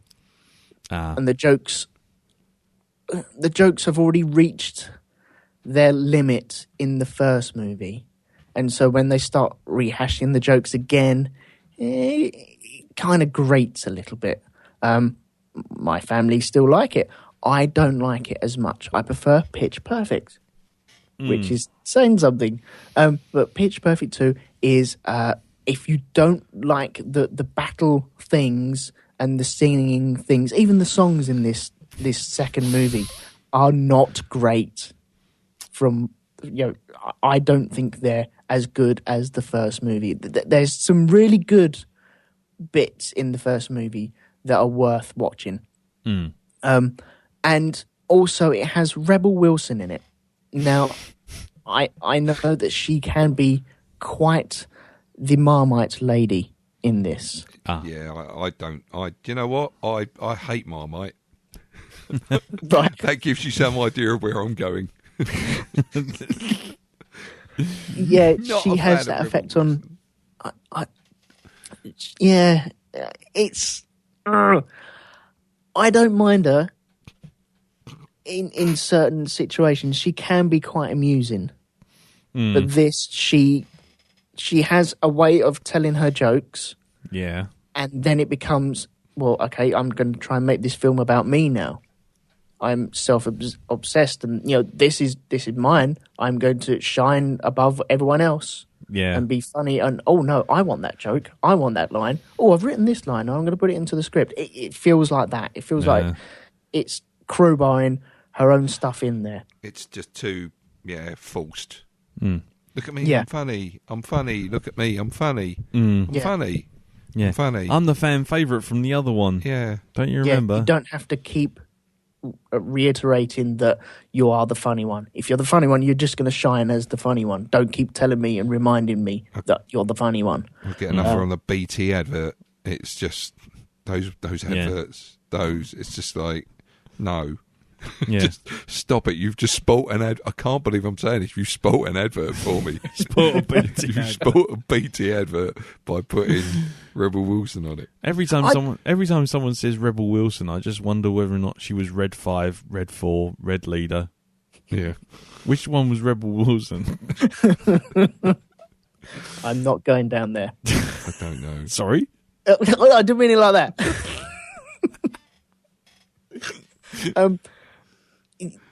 I don't mind Rebel Wilson. I've got no problems with her, but when it becomes, no, hang on, I'm going to write this joke and put it in there for me to become the spotlight, it doesn't work for me. Mm. You know, she works in small doses. So the actual film itself is very lackluster compared to Pitch Perfect. If you're going to watch one of the two, go for Pitch Perfect. So if we do a Elton Schools Us season, this'll be one of the ones on the list, will it? And is there a dance-off or something like that? Dance-off films? Dance-off films. I think you'd be safe if you picked any of them, to be honest. Well, I'll tell you what. No, we can have that because we'll have Guardians of the Galaxy as the last film. Dance-off, bro. Yeah, exactly. We'll have that, right? That's a good excuse to put that in there to wash it all out of your mouth. Okay. I may be sick for that season. No, you got to school us, No, mate. you just said, is there a dance-off season? It's like, well, I'm trying to create one here. I'm trying to put the light at the end of the tunnel. Mm. And not just some bloke with a torch bringing you more work. It's, you know. Mm. Okay. Never mind. Right, okay, well, moving on from Pitch Perfect 2, which is a definite one I wasn't expecting at all. Okay. And now, the Scrabble Bag Award for piss poor spelling in a title goes to Terminator Genesis. This film was utter bogshite. No two ways about it. No argument. No argument will be brooked. Nothing. You can argue timelines. You can argue, alternate timelines, Marty, but Fly went from here to here and there. No. You can do all of that shit. No. This film does the cardinal sin of taking the one film that was actually good in the series, the first one. You know, Judgment Day we can argue, but I think it's good, but you know, it's not as classic as the first one. It goes back and actually rewrites the film. Now, in Star Trek, for example, Star Trek 2009, everyone goes, oh, you know, it's rewritten history and all this sort of thing, but it maintains the fact that there are two different timelines. It tells you there's two different timelines. Yep. Shows you there's two different timelines, and actually says, you can have your old Star Trek, but here's the new shiny one. You can pick either side. They both still exist. Terminator Genesis literally turns around and goes, oh, you know that bit when it went back at the beginning and he goes, I need your clothes, your boots, a motorcycle, or he speaks to the punks or whatever. Your clothes, give them to me now. That Terminator gets wiped out in the first 15 seconds. He goes, your clothes, give them to me now. And the three punks go to stab him, and then they run off. And then the other Terminator turns up, blows him away, as we've seen in the trailer, so no spoilers. I've been waiting for you. Yeah, exactly. But then it turns out that another Terminator went back to the 1960s to save Sarah Connor when she was tiny. And so, therefore, everything in the original Terminator film has actually been totally rewritten. Totally. Everything. And from that premise onwards, they basically takes a humongous great big fucking dump on everything in the Terminator series. John Connor, I can't spoil him, but you know, it's in the fucking you don't poster. Have to. The trailer spoils him. It's on the front poster. John Connor is standing there. Ruined that. Yeah. John Connor's on the poster, half man, half Terminator. Lovely. He's actually on the poster. So it's like, so there's no spoiler there. It takes a T-1000. You think, Oh, that's good. We're going to get to see another T-1000.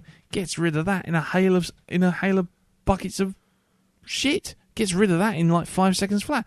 Why? Because Sarah Connor's been waiting for all this stuff all along. It's like, and then it does time hopping, and it actually leaps to different time periods and goes forward and backwards and all over the place, and it just makes. Oh, by the way, we just built another time machine. We built that. We got one made out of some barrels and shit in a basement, and then we're going to flick forward in time, not just back, forward. So then it's like, oh, and then you got Matt Smith, who turns up and then disappears and turns up and disappears with the worst accent ever. If he left Doctor Who for this, bad career choice. Because this is terrible. It was him. Yeah. It is terrible. It's a terrible, terrible fucking film. And it's made even worse because it doesn't even have the decency to do what Terminator Salvation and Terminator 3 Rise of the Machines and Terminator Judgment Day did, which is follow along the plot. It doesn't. It literally says, actually, yeah, it doesn't. It just goes, you know what? I can't think my way around this. So actually, what I'm going to do is jump to well before, rewrite everything, so then I can just go, ooh, time travel, wooba wooba wooba, and just rewrite everything. It's just I'm sure there are Terminator fans who will apologise for this, but for me, as soon as they did a couple of things, and I was just like, oh, fuck off. And after that, I'm not watching a Terminator film anymore. I'm just watching Arnold Schwarzenegger's comeback career. That's all I'm watching. It was shit. Absolutely shit. So there you go. Terminator Genesis. Have you seen it, Elton? Yeah, I've seen it. I thought... I agree with everything you've said. I didn't like the story that they gave me. I thought Emilia Clarke was quite a good Sarah Connor, though. I quite enjoyed Jason Clarke as John Connor. As John Connor, yeah. Yeah. So the whole John Connor saves the world. Oh, actually, no, he hasn't. Well, he reminded me of who's the kid that went nutty from Terminator 2? I can never remember his name. Yeah, he looks like he would become Jason Clarke, if you know what I mean. Mm. He had that trait in him. I thought that worked very well. Schwarzenegger, he didn't jar me as much as I thought he would, but it was still quite jarring. Yeah, well, the whole thing is built around the fact that Arnold Schwarzenegger is old. So what do? We make a reason to have an old Terminator. That's essentially the whole plot. And the fact that Skynet is now a fucking cloud app is just what the F is going on here. It's just like, oh, so what you're basically saying is Skynet is now Dropbox. Fucking well done there. Brilliant. I didn't think of it like that, but yeah. It's a fucking cloud app. Ugh, just absolute shit. So the cloud app that will wipe itself out as soon as it launches a nuclear missile. Because as soon as it does and starts World War III, as they're saying it's going to do, it's going to kill every single app on Earth. So, won't it just die off? It's just gibberish. It was just gibberish from start to finish. It was absolute cockeyed. Where would you rate this between Salvation or going up against Would you prefer to watch Terminator Salvation than this? Does Terminator Salvation make more sense? Terminator Salvation at least does one thing right, which is to turn around and say that this is the continuation past Judgment Day. So therefore, you know, this is John Connor. This is how John Connor becomes the leader of the Resistance. It's not a good film. I don't like it particularly, but it takes you to a point in the time in the story where you go, okay, I don't like it, but at least it makes sense. You can watch Terminator Judgment Day, Terminator 3, Rise of the Machines, and Salvation, and at least go, okay, they don't look the same, but the story they're trying to tell is the same. Whereas this just goes, oh, I can't think of anything, so I'm just going to... It's like a kid just walking into a room, seeing a really good jigsaw that it never had anything to do with, and then going in and putting its hands in the middle of it and going... and just shaking it all up because it has no idea how to do the jigsaw. It just like, shit, stuff happens, things. Well, the problem is that they didn't have anywhere to go. No. The only place Salvation did, the only thing that it could do is go forward, and so it tried it. But this is looking back and going, okay, I can't go there, I can't go there. I'll go before everything, and then I'll go after everything. Yeah, but it also tries... The worst thing is it tries to do, at one point, it tries to do Terminator shot for shot. And that's even worse. There's moments where it actually tries to recreate shots from Terminator, but do them with new effects. And it's like... What the hell? Yeah, what the hell? The guy in the truck literally goes, what the hell? And then you see there's another bit with Kyle Reese running through the shop, and you see his feet come down with the Converse on after he's got dressed and all this kind of stuff. And, the goddamn guy stole my pants and all that sort of stuff. It's all there.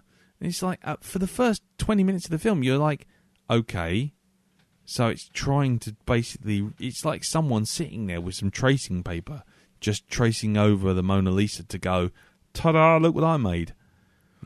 And it just lacks emotion, it lacks substance, and then finally you just have Emilia Clarke, and it's just like, it was made by committee. Someone just went, oh, let's just make Sarah Connor a lot harder like she was in Terminator 2, but let's do it earlier, and let's have a reason to make the Terminator old so we don't have to CG too many young Arnolds. And the rest is just shit. It really is terrible. I hated that film. Not as much as some on the list, but it was definitely... I think its crimes were more profound because of the way it went back to Terminator 1 and shat all over it. That's what I didn't like. We better move on. Yeah, I think we better move on. So, Darren, what's your next one? Okay, I'm gonna go for one of this year's heavy hitters. And it's the film that gets the award for best guitar soundtrack played on an instrument that can be used to burn your face off, and it is Mad Max Fury Road. The There or Back Again award. Yes, indeed. Personally, for me, it first time I saw it, didn't really like it, but again, there were factors that were affecting my mood at the time. Yeah. Went back and watched it a second time, and I absolutely loved it. And I do really... I've watched it a couple of times now, and my feelings haven't changed since then. So, obviously, I was in a bad place at the time I watched it. Yeah. So, for me, it's more Charlize Theron's film than anything else in it. Furiosa. And I think this is a great thing. And a lot of people have made a lot of thing about the fact that its female characters are very well written in this, and it is. I personally just took it as a great film and didn't see that. Maybe that says something about me not actually noticing that, just noticing the fact the characters were well written and enjoying them. Well, that's the point, isn't it? About quality, isn't it? Well, this is it. It's the fact you just notice it's a good film. It doesn't make it's like you just enjoy those characters. I think the first time I knew there were people were having issues with it was when you had that stupid men's group going on about how dare you have a film where you have a decent female character in it. Actually leading the way and doing things, being capable, and it's like, what the hell are you guys talking about? What the fuck is this? Yeah. Have I gone, am I back to the Middle Ages again? Yeah. But, or as they're better known, the 1990s. Yep. Exactly. For me, I think the vision of the future that it portrays in this just works within itself. It's mental. It is a mental vision of the future. Yeah. And it says, right, we're going to take this mental vision of the future and we're going to run with this right down to the flame-throwing guitar player. Yeah. Right? On the Doofmobile, or the Doof truck as they call it, which is just basically a truck with drummers and speakers on it. Yep. And leading the charge. Leading the charge. I love the imagery in this movie. I've got to say, I've seen a high quality version of this, and it is beautiful. It is just even more beautiful than I remember it being. absolutely stunning to look at, and I do believe it's one of the 4K movies that's coming out soon. Yep. They're releasing it as a 4K version. If you've got the capability of watching 4K, buy it. Yeah. You won't be disappointed. No, it is a beautiful film. It is. It's wonderful. One of my there's a nighttime shot in one part of the film, possibly my favourite shot part. Oh, going across the mud flats. Where they stop for a minute and they're all sitting there, and you've got the stars in the sky and everything. Yeah. I mean, there are other bits as well. The things like firestorms and stuff like this that are absolutely stunning to watch. But that, to me, is possibly one of the most beautiful parts of that film. Just that one scene is so wonderfully lit as well. Yeah, I can't. I've not really got a problem with this film at all. It's action all the way. It puts its foot down, goes for it, stops at one point just to calm down for a second, and then it's back on with it and just goes for it. Yeah. So yeah, I love the way they painted the universe in this. It's great. It's really, really good. And, thumbs up for me. Yeah, it gets a thumb up. Elton? Mad Max, I enjoyed. I need to see it again, though. I wasn't blown away. I was expecting to be blown away. I think I was overhyped for it. Yeah. I'm finding this a lot with films recently. So, I think you may have suffered the same way that I did. Yeah. Who knows? I didn't have any problems with it. I thought it looked great. All the action was... You could follow the action in this. Something jumped out in front of you. You could see it. The choreography. It just worked. Like Darren said, it was beautiful in places. It really is. I think I got a little bored and wasn't in the right frame of mind for it. Yeah, and you didn't see it at the cinema, did you? Or did you? Officially, yes. It's okay. It's been on Blu-ray. It's fine. Yep. And Blu-ray, yes, of course. Exactly. On Blu-ray.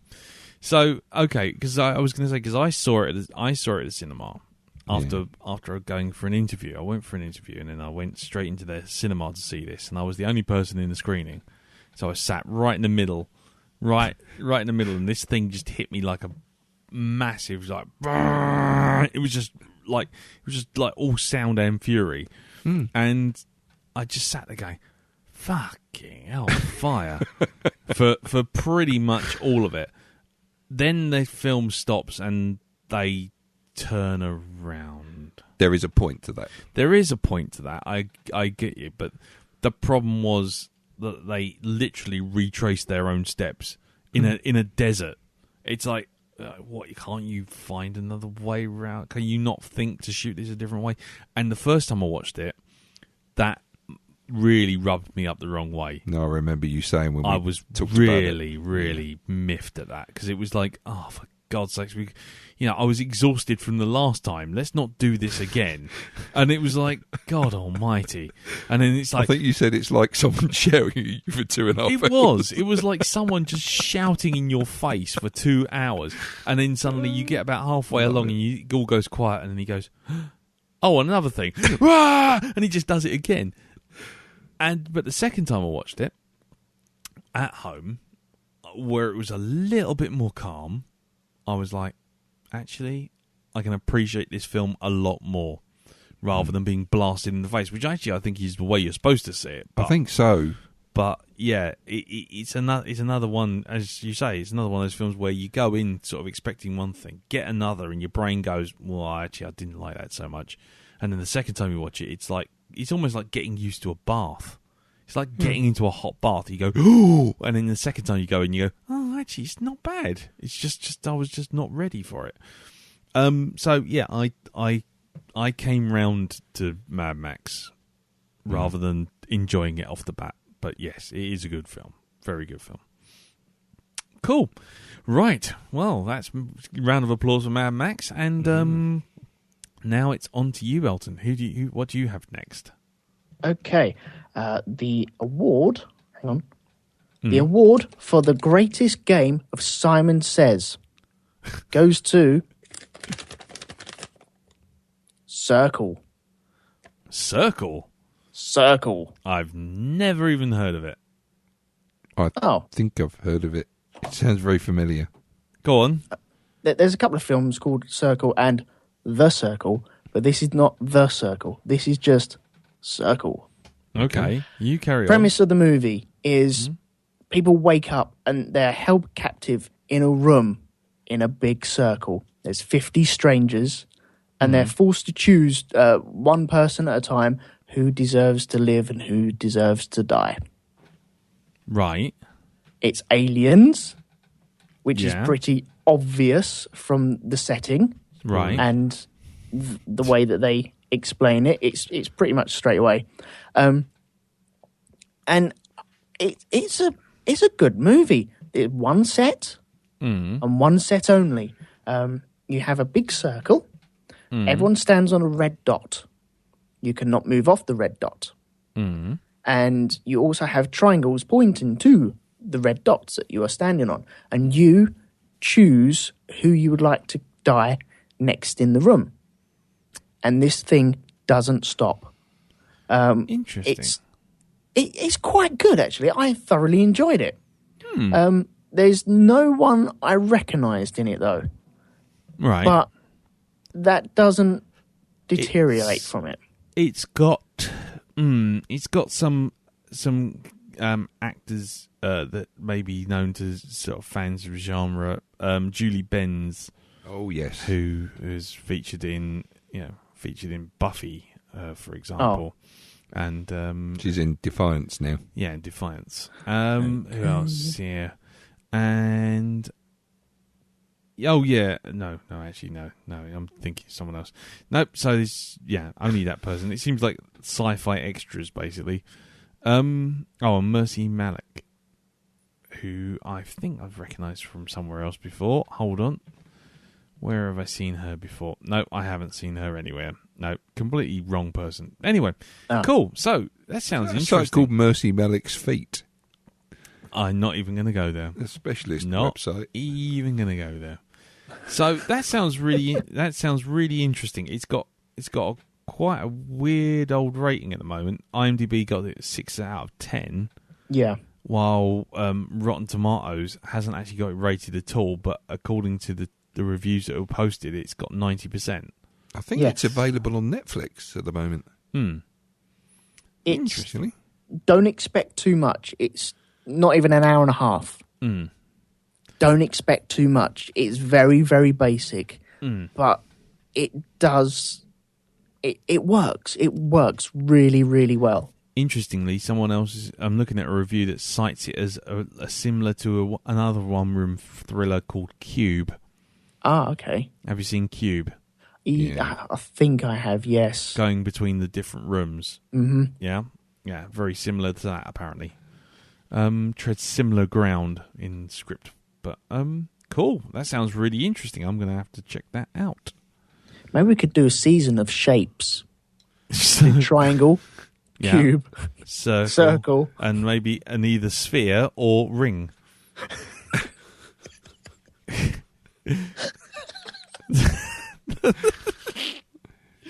Because they're both films. They are both films. Sphere. Have you seen Sphere? Yeah. The Michael Crichton alien underwater giant marble. Yep. With Samuel L. Jackson and in another conservatory. Yep. Yeah. Oh well. Maybe we'll do that then. Right. Well, thank you very much for that, Alton. Circle, a real left fielder. Geometric shape season. Geometric shape season. I am a shape. Mr. Maker season. Or throwing shapes in the Church of Dance season. We could put... There you go. You could put your... Big cube, little cube, cardboard box. Or step-off movies. We could have a whole season of those. No. Or we could all just sit here and eat random plants until we find a poisonous one. I don't know. Anyway, right. My next award is the You're Not Terry Thomas, You Never Will Be Terry Thomas, Stop Pretending to Be Terry Thomas award. And it goes to Mordecai.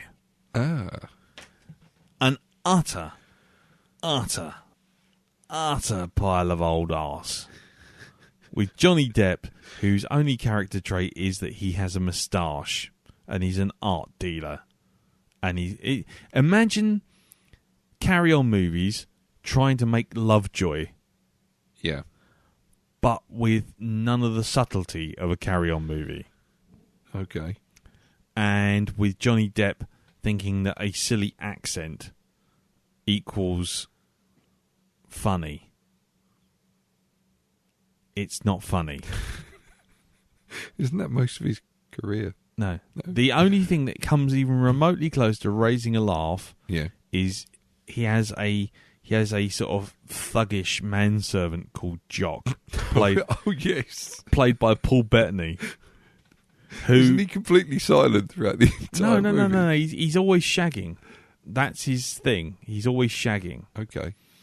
And if he's not shagging, he's getting horribly, horribly, horribly damaged in gunfights, cars running him over, all that sort of thing. And that's fine. That's okay. But the rest of it, Ewan McGregor is a policeman who fancies Gwyneth Paltrow, who happens to be Mordecai's wife. Mordecai himself, played by Johnny Depp, going, "Oh, hello. Oh, I'm terribly sorry. Oh, yeah. Oh," and then he's so Kelly Williams. Oh, and then he's not quite sure if that's not funny enough, so he goes kind of, "Oh, hello. I'm Leslie Phillips." Rather. And then you got Gwyneth Paltrow, who basically gets out-acted by a lampshade at one point. And it's a terrible film. It's a terrible, terrible film.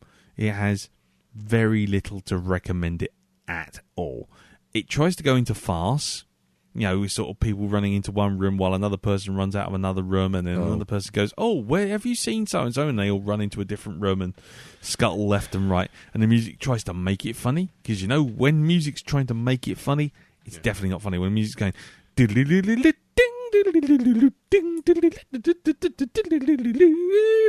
it's like when music's always trying to, when it's a sexy thing because somebody plays a saxophone. Yes, it's sexy. Yeah, or we're in the 80s. Saxophone. And yes, this is no different. It's a terrible, terrible, big old fat pile of arse. Isn't worth wasting your time on. Unless, of course, you like seeing Paul Bettany get shot, stabbed through a hand, run over again, fall out of a window, fall onto the floor, get stabbed, get shot. If you like that all the time, and he gets run over at one point, and every time he's repeated with Mordecai going, "Oh, carry on, Jock, I'm terribly sorry." And Jock goes, "Never mind, sir, just a flesh wound." That's it. That's kind of the gag. The first time they show you that gag, when it does a flashback to Mordecai shooting clay pigeons and goes, "I don't think this gun's loaded," and he turns the shotgun sideways and just blows Paul Bettany out of the shot. That is about as funny as it gets. And after that, it's just a waste. It is genuinely a waste of all talent and resources. So would you say it's no Paul Blart Mall Cop? No, I wouldn't even call it a Paul Blart Mall Cop, because Paul Blart Mall Cop had a mall and a Segway and a cop. And it did what it said on the tin. It had Paul Blart, he was a mall cop, which is a step up. Sometimes straightforward is all you need. Sometimes all you need is a Paul Blart and a mall, and you need him to know that he's a cop, and you need Paul Blart Mall Cop. That's it. Mordecai doesn't even have that. I just simply one of the worst films I've watched in a very long time. Paul Blart Mall Cop sounds like a Harry Potter thing. Yeah, probably is. Spell. Yeah. Paul Blart Mall Cop. I've got this image now of Darth Maul wearing a policeman's hat and holding a truncheon. going around Mall Cop. going around the glades on a Segway. Yeah, Mordecai's just tedious. There are worse films out there, but none with this kind of budget or cast. Oh, man. Nothing like this. It's just tedious film. So there you go. What is Johnny Depp doing? I don't know. He's earned my second of my fuck you awards, because that is just like by the end of it I was just like, fuck you. I've wasted my time, wasted my life. Right, I think what we're going to do is at the 2-hour mark we're going to have a quick albatross break. Yes. And then everyone can go and refresh their glasses. You know, it's the ad break. This is when Jonathan Ross comes in and goes, now we'll see you after all the ads. Yeah. And then they kind of go off. So, Cool. Let's roll the albatross.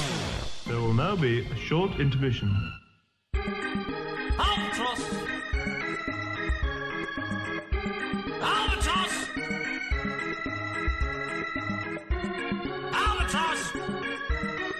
Albatross! Course you don't get bloody wafers with it! Welcome back to the second part of this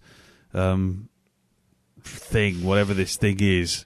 Yes, we've all had our tea. We've all gone for a wee. Hope you have too. Don't think they needed to know that. Well, it's the dialogue with the audience. So we're back to continue our awards ceremony, the first ever Winston's 2015-2016 season, and we're back. And we're going to talk now to Darren, who's got the next award. What is your next award, Mr. Barnard? My next award goes to let's see, what shall I call this one? The Sterling Archer in All But Name Award. Yes, the Sterling Archer in All But Name Award goes to The Man from U.N.C.L.E. Lovely. The Man from U.N.C.L.E. Yes, this would be I think it's about the third secret agent film on my list, actually. Man from U.N.C.L.E., the remake, or should I say reboot of the series from way back in the 60s. Yeah.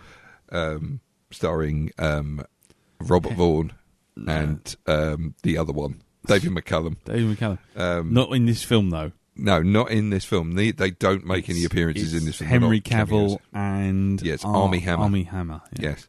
And Alicia Vikander. Yes, from indeed. Ex Machina, yes. who was in our first part. See? She how was. these two first parts link up? Nice. See? Very nice. Smooth. If I hadn't pointed it out, then nobody would have cared. No. Shut up. Drink your tea and tell us all about it. So, so based on the 60s TV series, 60s/70s TV series, I have to say, I really, really like this film. Yeah? I just think it's so much fun. Yeah. It's really good. I think it captures the essence of the original TV show while doing its own thing as well. The original Ilya Kuryakin is not like the Ilya Kuryakin that's in this. No. As Napoleon Solo describes him, he said, I got chased by a thing down the street. It ripped the back of my car off. It ripped the back of my car off. So, very well done. Armie Hammer, even as the very stoic, sort of very straight-laced Russian agent, Ilya Kuryakin, is very good in this. There are some absolutely brilliant little comedy moments, and it's all to do with what's going on in the background while a character is doing something else. Yeah. Those sort of moments are some of the best bits in it. Yeah. The little subtle... The background bits, touches. The background stuff. Have you seen Man from U.N.C.L.E. yourself? No. I've seen bits of it. I would have to recommend it. I really would. I think Henry Cavill really shines in the role as Napoleon Solo. Yeah. In this. Cast all round, just really good. Great fun. Even Hugh Grant shows up in it as well at one point. And even him, he's kind of like, he's playing Hugh Grant in this, but it's playing it to great effect. Well, there's a shocker. Indeed. I'll be honest with you. Hugh Grant playing Hugh Grant. Oh, yeah. Did he say bugger a lot and sort of do a strange funny dance around there? Number 10? No, he doesn't do anything like that. He's quite he's a British twat. He's part of the British Secret Service in this. And he plays it very well. Yeah. It's the right person for the job.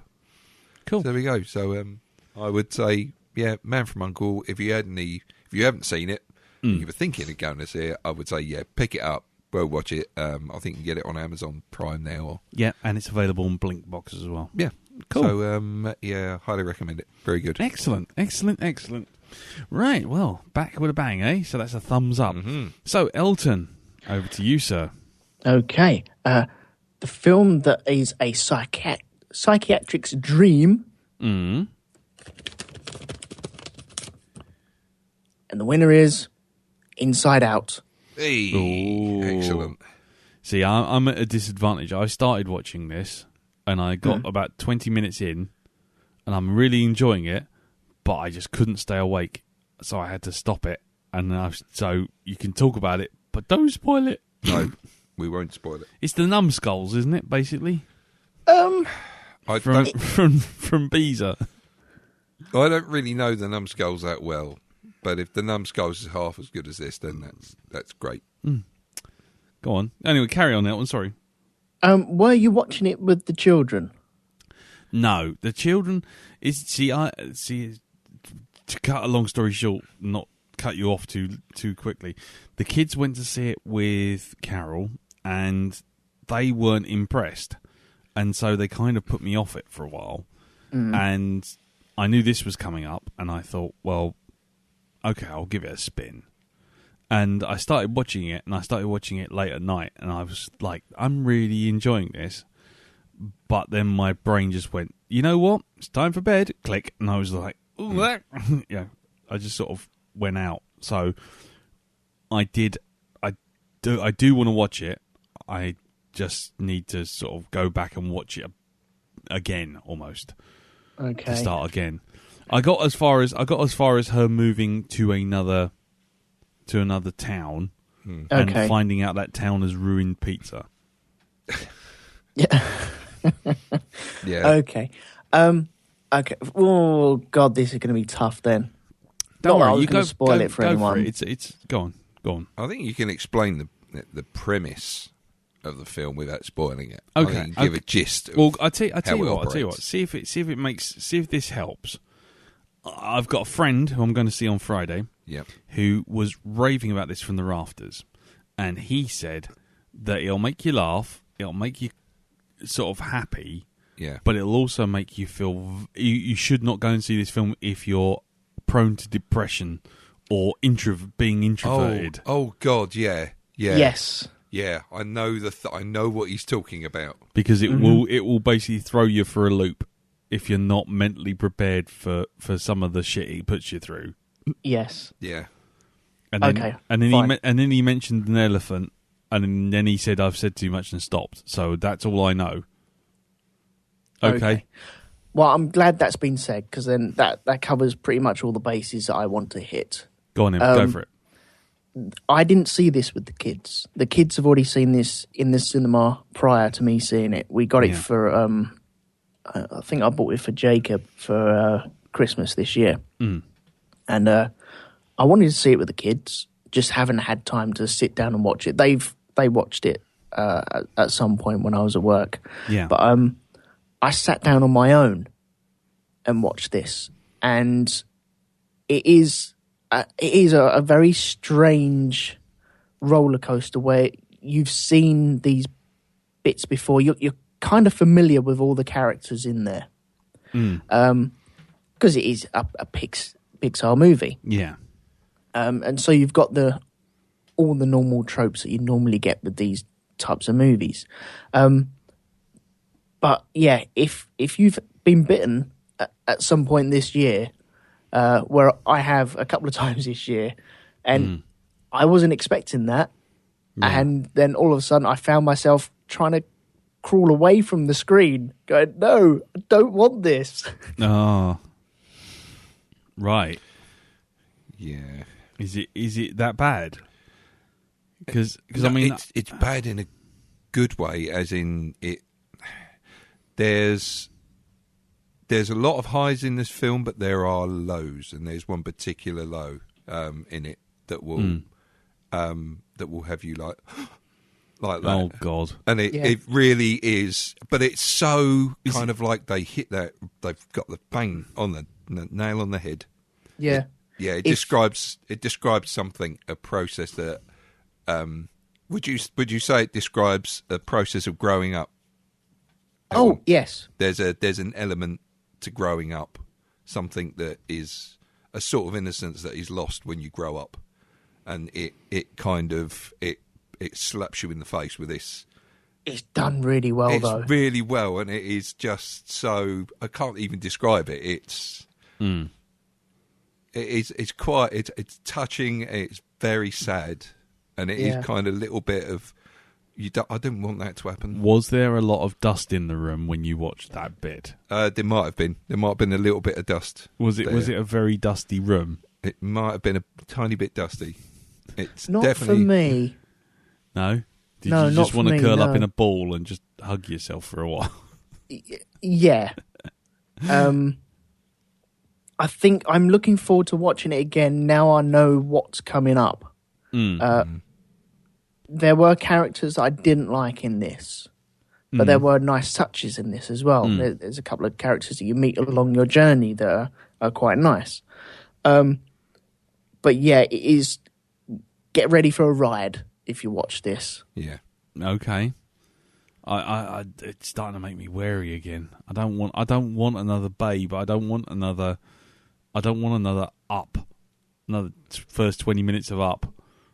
No, it's not that. No. It's like I say. The thing that happens in it, the thing we're trying not to spoil, is I think it describes a certain aspect of growing up very well. Right. And it you know, when you think about it when you're older, it is very sad that you kind of lose a certain amount of innocence as you grow up. Right. That you'll never get back again. Okay. So, yeah, but it's kind of, you know, this is a process. By the end of it, are you shouting, "You Pixar bastards, you have manipulated me for the final time"? No, it's not that kind of thing. It's like I say, it's very hard to describe. It's a movie you would definitely see, and it does describe. I think it does describe how people's, especially children's, emotions work. Okay. It's a movie that you can highly relate to. Yeah. Anyone can. And because anyone will see every aspect of what is going on there and attribute it to something that happened along their journey to becoming an adult. Oh, God. Yeah, and it's a great thing about how memories are formed and treated by the brain as well. Yeah, I saw some of that. That was quite nice. Yeah. The sort of the pachinko machine, essentially, of all the dots with the different colours based on the how your life goes. So it starts off with sort of like all joy and like maybe one blue one. And then by about the time I was falling asleep, it was all green and reds. Shush! Don't say stuff. No, it's only like the first 10 minutes. I mean, I'm not spoiling anything. I'm spoiling the setup. It's good though. Yeah. So highly recommend it. And I would say, please don't switch it off as soon as the credits start rolling, because there's gems in the credits as well. Yeah. Yeah, and it does stuff. It shows you thought processes for different people. And it's really nice. It's really good. Okay. That is really good. That is. Yeah. So okay. It's like with a lot of Pixar films, they do stuff in the credits. Right. You know. Yeah.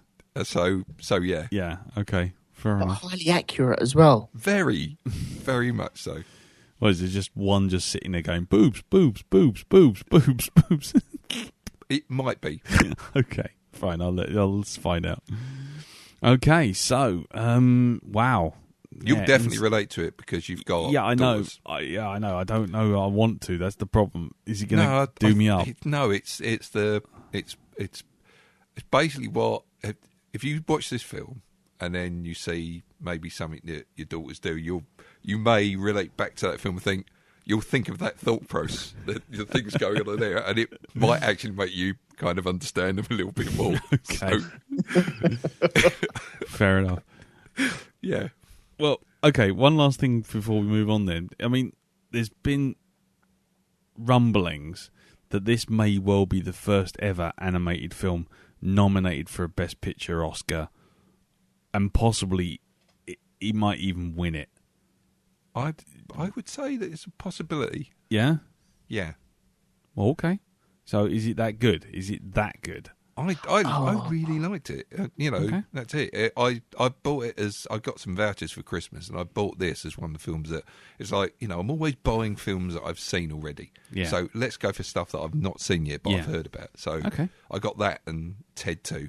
So wow, that's from one end of the polar spectrum to the opposite, isn't it? yeah. So I've yet to watch Ted 2, but no, I'm glad I bought this.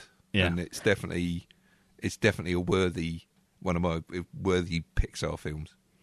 Cool. Yeah, it's up towards the top of my Pixar movies. It's not at the very top though. What's at the top, just out of interest? Incredibles. Good man. Easy. Yeah, thank you. Oh, that's so good. Such a good film. So my bottom three. Do you want to know my bottom three really quickly? Wall-E. My is in the bottom three. Yes. Okay, go on. Do the other two. Cars 2 Yes. is the worst one ever. Yes. Then Wall-E, Yep. and then Up. Ooh. I can see Up. I can see that. I have to say, Up It's survives. subjective, isn't it? Up It's- survives on its opening, and its finale, but the rest of it's kind of a bit meh.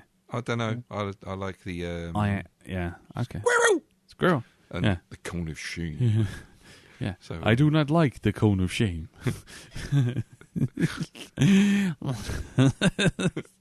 Anyway, yeah, for me, Incredibles is still one of the best Pixar films ever.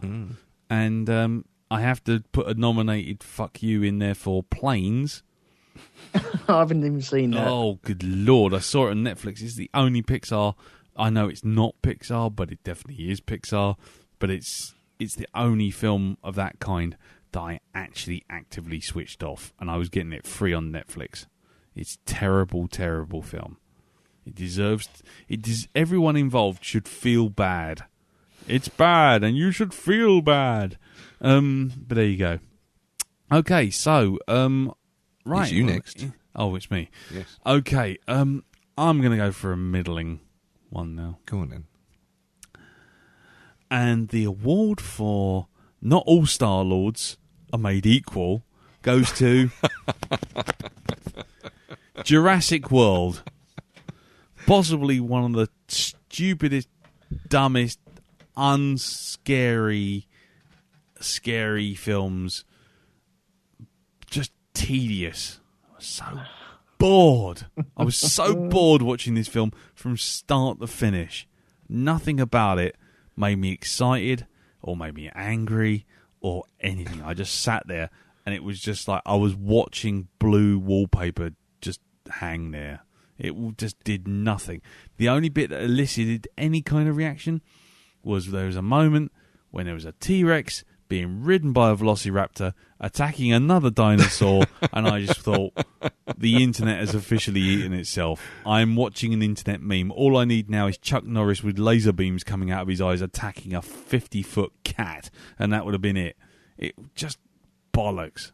The film You was just didn't like it at all. boring as fuck. As boring can be.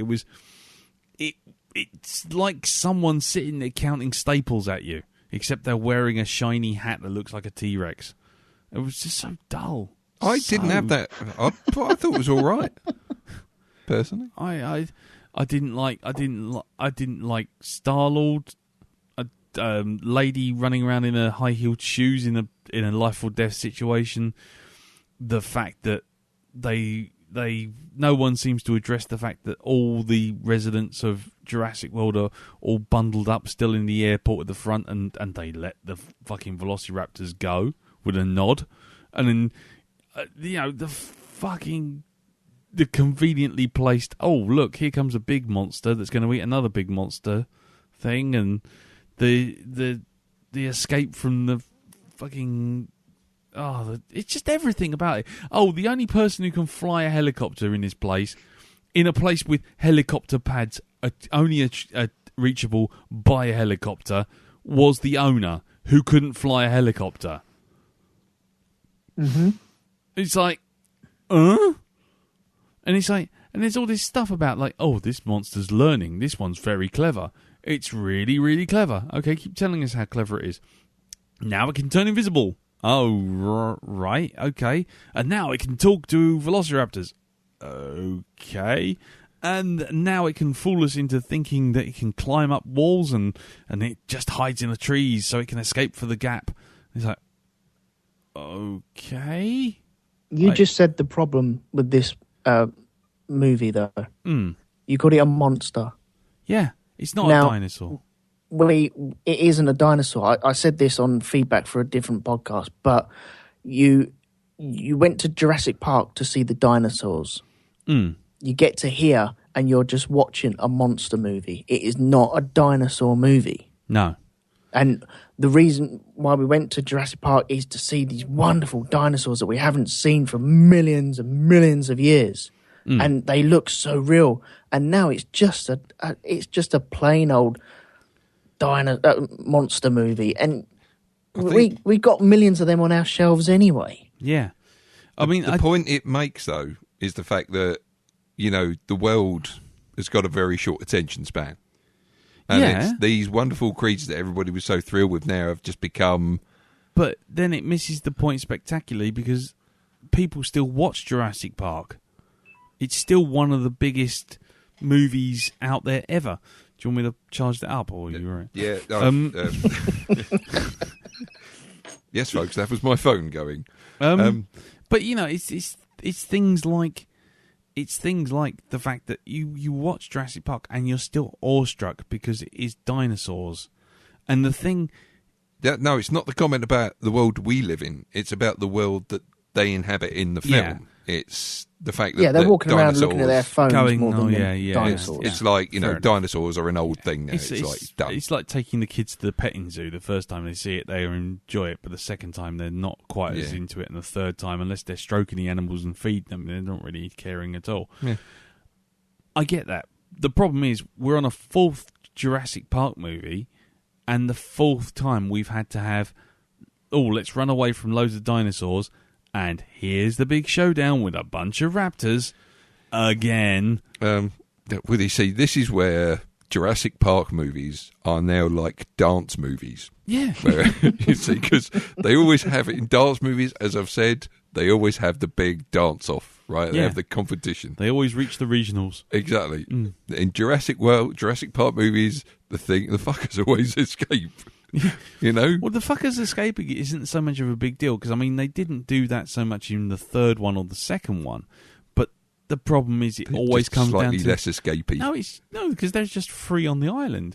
The thing with all of them is that it's like the velociraptors are the only dinosaur that you come to face, and it's like, well, what about Allosauruses and what about T-Rexes and what about the Spinosaurus that they invented in number 3 and loads of other things you can do. That was actually in there. I know. I know it's in there, but all what I'm trying to say is it's the whole thing that gets me is that Jurassic World doesn't just play it safe, it just doesn't do anything. And the one thing that it does try and do, which is let's tame the velociraptors, just lasts for 2 sequences. And really has nothing other than to establish that Star-Lord is kind of a cool chap out and a bit on the edge, kind of woo in a bit way. And everything in it is just unearned. It's just so boring. Yeah. Go on. I hate the sheepdog raptors. Sorry. I hated that in the trailer. That ruined it for me. To be quite honest, if they made more of it, I would have gone with it. Because for me, that kind of thing is like, I could see that if you're gonna do, they're trying to do things like that with dolphins, aren't they? There was the whole thing of trying to get sea mines attached to the bottom of boats using dolphins and all that kind of crap, getting dogs to run underneath tanks. So if they did that in Alien Covenant and they had xenomorphs running next to Star-Lord, how would you feel about that? They would have to do a fucking lot of explanation of how they did it, because... Didn't they do that in the comics? They actually... No. Well, they did in the comics in Alien Labyrinth. Yeah. But the thing... and Earth War as well.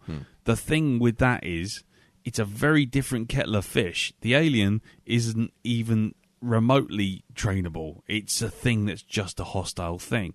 We've seen in Jurassic World, and we've seen in Jurassic Park 3, and to a lesser degree Jurassic Park 2, and 1 in fact, that the Velociraptors communicate, they understand, and they plan, and they strategize, and they're very, very clever. They're like they're very clever. And then in number 3, you get Alan Grant giving the eggs back to the thing and doing the little sort of with the 3D printed skull going. God. It's not great, but the thing is, it's established. Whether you agree with it or not, I don't really want to argue that point, because the thing is, your mileage varies. But if someone says to me, this has happened in 1, 2, and 3, the fact that they take it to its logical conclusion in 4 and say, okay, we've trained them, it's like, that's fine. But if someone does that with Alien, you see Alien, Aliens, Alien 3, Alien 4, and then all of a sudden, next thing you see, one's got a fucking set of beanies on its head that lights up, and they go, okay, right, fine, attack. It's like, no, fuck off. I mean, yeah, it's a different kettle of fish. It's like trying to train Jaws. I mean, that doesn't work. But for me, it's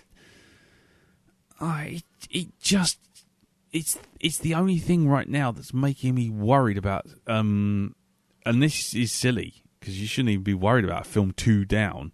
But it's directed. But Star Wars Episode 9 is going to be directed by this guy, and he can't direct decent action. Yeah, but the money that came in for this movie says yes, he can. That's the thing. It beat the Avengers for the amount of money that was made. So this is why, and I can't work that out. I mean, I've watched this film and it's like, well, that was all right, but how much did it make? It's because it's got Jurassic in the title. That's the reason why. That's the reason why everyone went to see Star Wars. Yeah, people wanted to see it. People wanted to get that buzz. But yeah, it's a tedious film. It's very, very boring. It's not, like I say, it had to work very hard to elicit any kind of reaction out of me. And that was the worst bit. I didn't care about the kids. I didn't care about sort of slippery if wet Keira Knightley who gets dunked in the water and eaten. I didn't give a shit about any of the characters. And the bad guy is a nominal bad guy who just gets eaten for no reason. Things just happen. Oh, bloody Kingpin. Yeah, exactly. No, but that's the thing. 1 minute he's sort of like, oh yeah, I'm just going to do this, that, and the other. And 5 seconds later he's like, yeah, well, I've gone into crazy land. Why? Because I have to. I have to be crazy and open all the gates and let everything out. And it's like, what? I'm going to use these monsters. It's oh, shut up. It's a silly, silly film. And the problem is it's not even a fun, silly film. It's just dull. So, that's Jurassic World.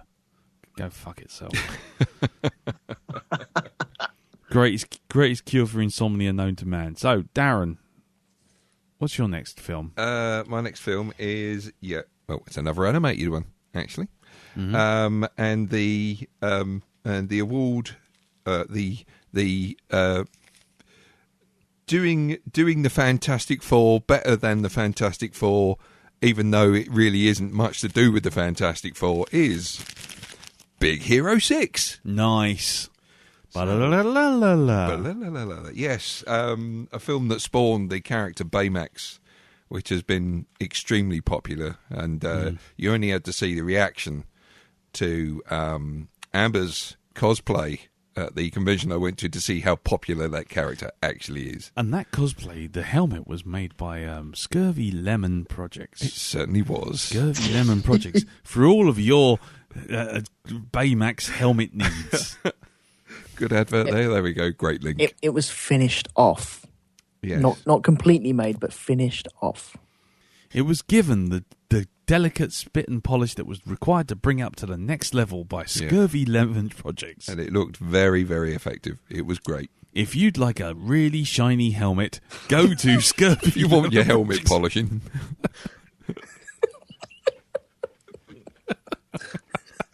Helmet polishers to the stars. There we go. Oh my God. But so getting back to Big Hero 6. I think it's a great little film. I really enjoyed this. Yeah. I thought the bad guy was great in it as well, even though he didn't really get that much to do.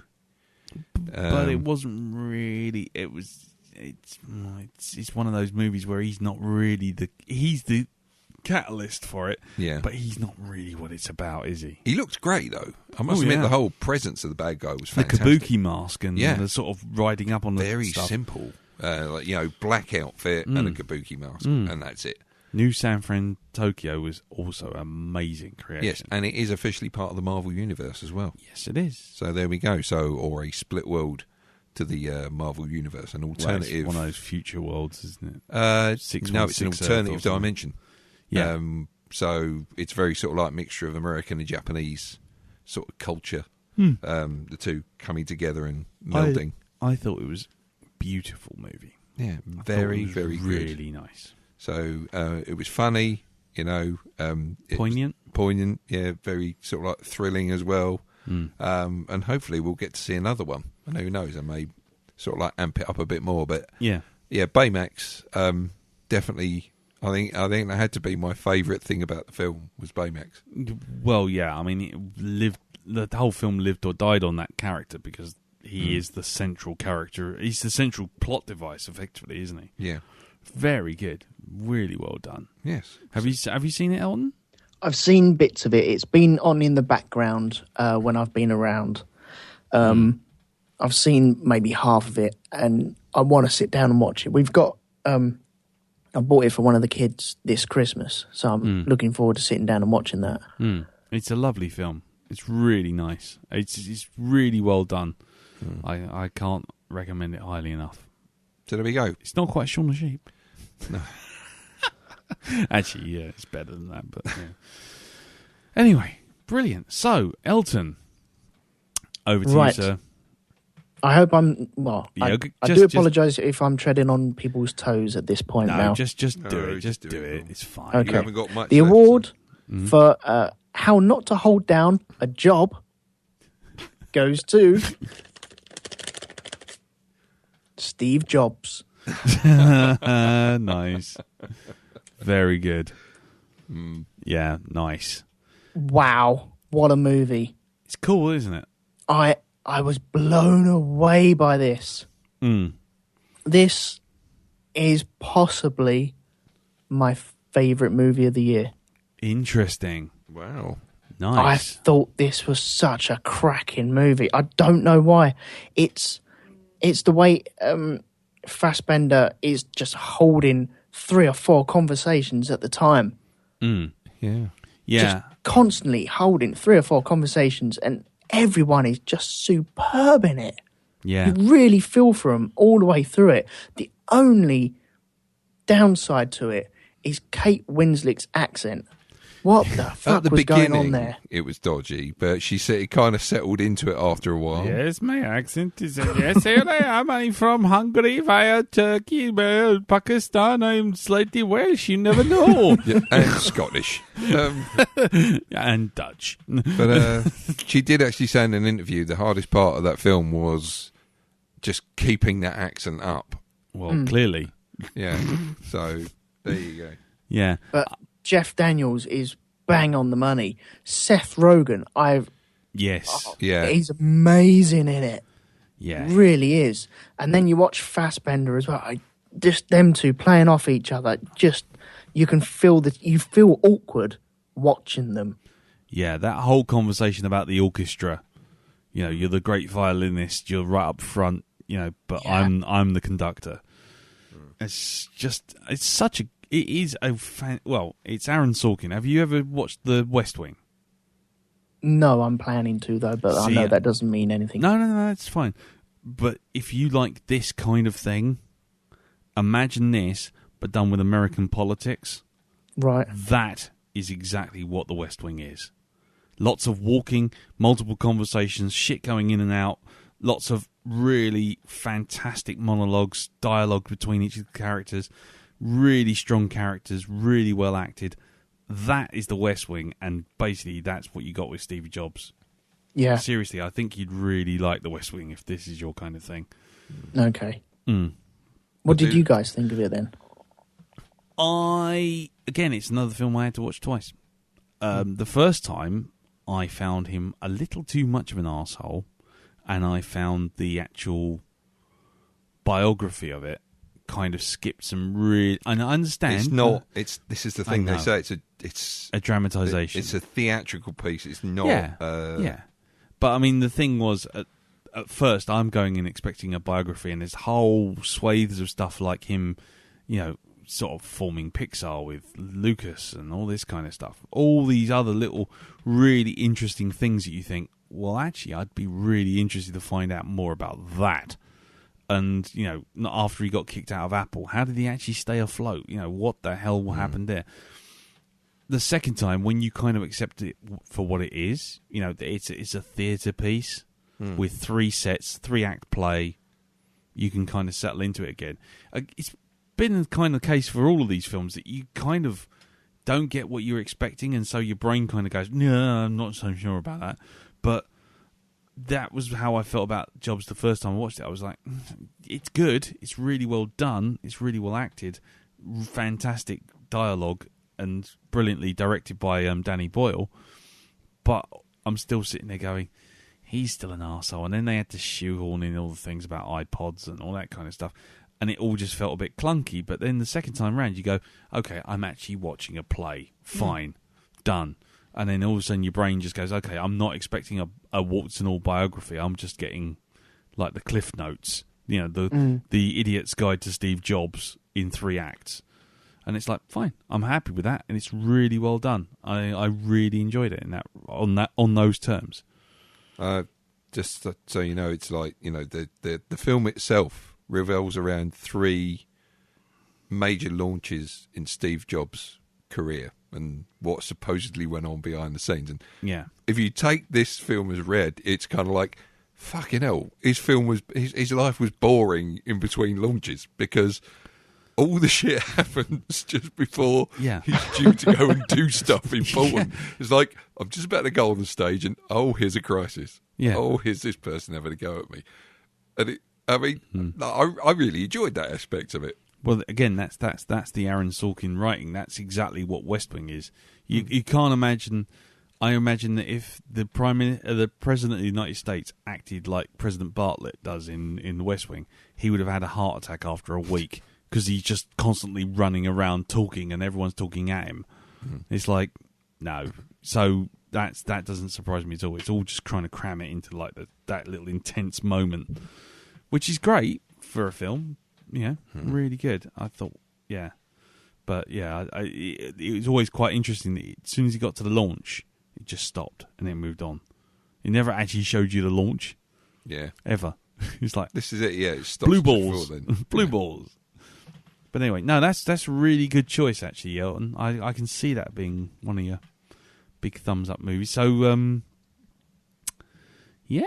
cool. Well, interesting list so far for me. Okay, well, I'll leave that one off the list. I won't do that one because I think we'll do that one right at the very end. So I'll go for the Sean Bean Isn't Really a Bee award. Goes one of to your favourite movies of the year, Jupiter Ascending, which was fucking the stupidest film I have watched in a very long time. Very, very long time. Isn't it actually Jupiter condescending? Shouldn't it be called that? It's Jupiter. It's just Jupiter falling off of things. Jupiter descending. I'm Eric, half a bee. Hello. Because I'm a bee, but I'm half a bee. Yeah. See what you can do. O2 and honey. Do something today. Climb an icon. Here at the O2. Jupiter Ascending is a film by the Wachowskis, which has all the Wachowski hallmarks. It has style, big ideas. Is coming. Hives are coming. You never know I'm an alien. Just in case. But it's just flat out fucking bonkers. He's mad. It literally feels like 65 monkeys all sat down and they all picked out words from a Scrabble bag of poetry. And then what happened was they just handed them to the Wachowskis, and the Wachowskis went, oh yeah, Lizard Man, Jupiter, gas, Eddie Redmayne, screeching, whispering, toilet cleaner, Russian, tax forms. What can we do with Sean that? Bean, B, Channing Tatum, Wolfman, flying boots, fucking stupid, glass dome. I mean, it's just things that it just was a collection of moments of dumb ass fucking ridiculous moments, and it just gets to the worst. It just gets more stupid and stupid and stupid and stupid, and you think, okay, if it was just stupid, I'd go with it, but it's insultingly stupid. It actually is literally looking you in the eye and going, ha ha ha, you bought a ticket for this, you cunts. And then on top of that, the characters are all uniformly horrible. And the setup is terrible. The whole thing that Jupiter is trying to save the Earth, then she finds out she's a galactic princess, queen, whatever, who owns the Earth. And not only that, that there's this whole thing of her brother at one point is trying to sell her ovaries so he can buy an Xbox. No, it's a cousin. Cousin, okay. He's her cousin. It doesn't matter who it is. It's still a member of your family trying to sell your fucking ovaries. No eggs from her ovaries. Come on, if you're going to do something, get it right. Does any of this make it better? No. Well, shut up then. But, if you're going to do it right. You'll get someone come back to you about this and say, well, you said this about you, when actually it was this. Okay, if I say this is a microphone, or I say this is a toffee hammer, can you still hear me on it? Well, if it was a toffee hammer, then no. Can you still hear me on it? I've just labelled it a toffee hammer. Is this one of those, there are 4 lights? No, there are 3. Yes, because I'm going to lamp you with one of them. Is this a Picard moment? Yes, it is a Picard moment. I'm talking into a toffee hammer, Darren. Are you? Yes. Right. See, you accepted it. You're a part of my crowd now. That's as true as I'm riding this fish down Oxford Street. Exactly. Is it on Amazon? What? The Toffee Hammer? Yes. Toffee Hammer 5000. With an Aspidistra 9... Extreme with an Aspidistra 9000, the Jolly Bob that you put on the end. Anyway, Jupiter Ascending makes as much sense as that last 5-minute conversation we just had. Yeah. Toffee Hammer. Eddie Redmayne is going through his Cuba Gooding Jr. I got an Oscar. Now let's just see whether or not I can actually force it round the U-bend and take a shit on it, and because I don't care if you sound like Stephen Hawking. I'm going to speak like this, like the Count from Dracula. What? Danger Mouse. It's me, Baron Greenback. And then all of a sudden he'll go, and now get rid of him! Kill him all! Get in the van! Get in the van! Yes, Danger Mouse, I've placed a bomb in your lift. And it is genuinely a fucking stupid film. I'll tell you what, right? Imagine if David Lynch's Dune and Flash Gordon starring Sam J. Jones? Yeah. Got high on LSD at a party together and then got into bed, shagged and had a child. This would be Jupiter Ascending. No, had 2 children and they both grew up, had sex, and then gave birth to a child with one eye in the middle of its forehead, only able to drink applesauce through a straw. It's bonkers like That's fucking Jupiter Ascending. Yeah. Or Jupiter Descending, because her main trait, apart from being abused by pretty much everyone in this film, is falling off of shit. She falls off of... Mila Kunis falls off of shit. That's what it should have been called. Mila Kunis falls off a railing. Mila Kunis falls into a refinery. Mila Kunis falls out of a spaceship. Mila Kunis' jetpack boots don't work. Mila Kunis falls out of another spaceship. Mila Kunis falls down the side of a building. Mila Kunis gets caught by Wolf Boy, who then drops her. It's just like, that's all she did. And then, halfway through, when you think, that's it, the film's over now, hour and a half we've done, suddenly it goes, now, have you got the forms to get married and become Queen of the Universe? And we literally go to a tax office to watch Terry Gilliam type into a what looks like a Granville's old till to make a form for 10 minutes while everyone sits around and goes, yeah, you're a queen, you're a princess, you're a queen, you're a princess. Have you got a form? It's a Phantom Menace all Have over you got again. a form? No, it's not even as good as the Phantom Menace. It makes Phantom Menace look like fucking Chaucer. It makes it look like The Godfather. It's a terrible, fucking stupid film. And it actually made me physically angry by the time I got to the Terry Gilliam bit.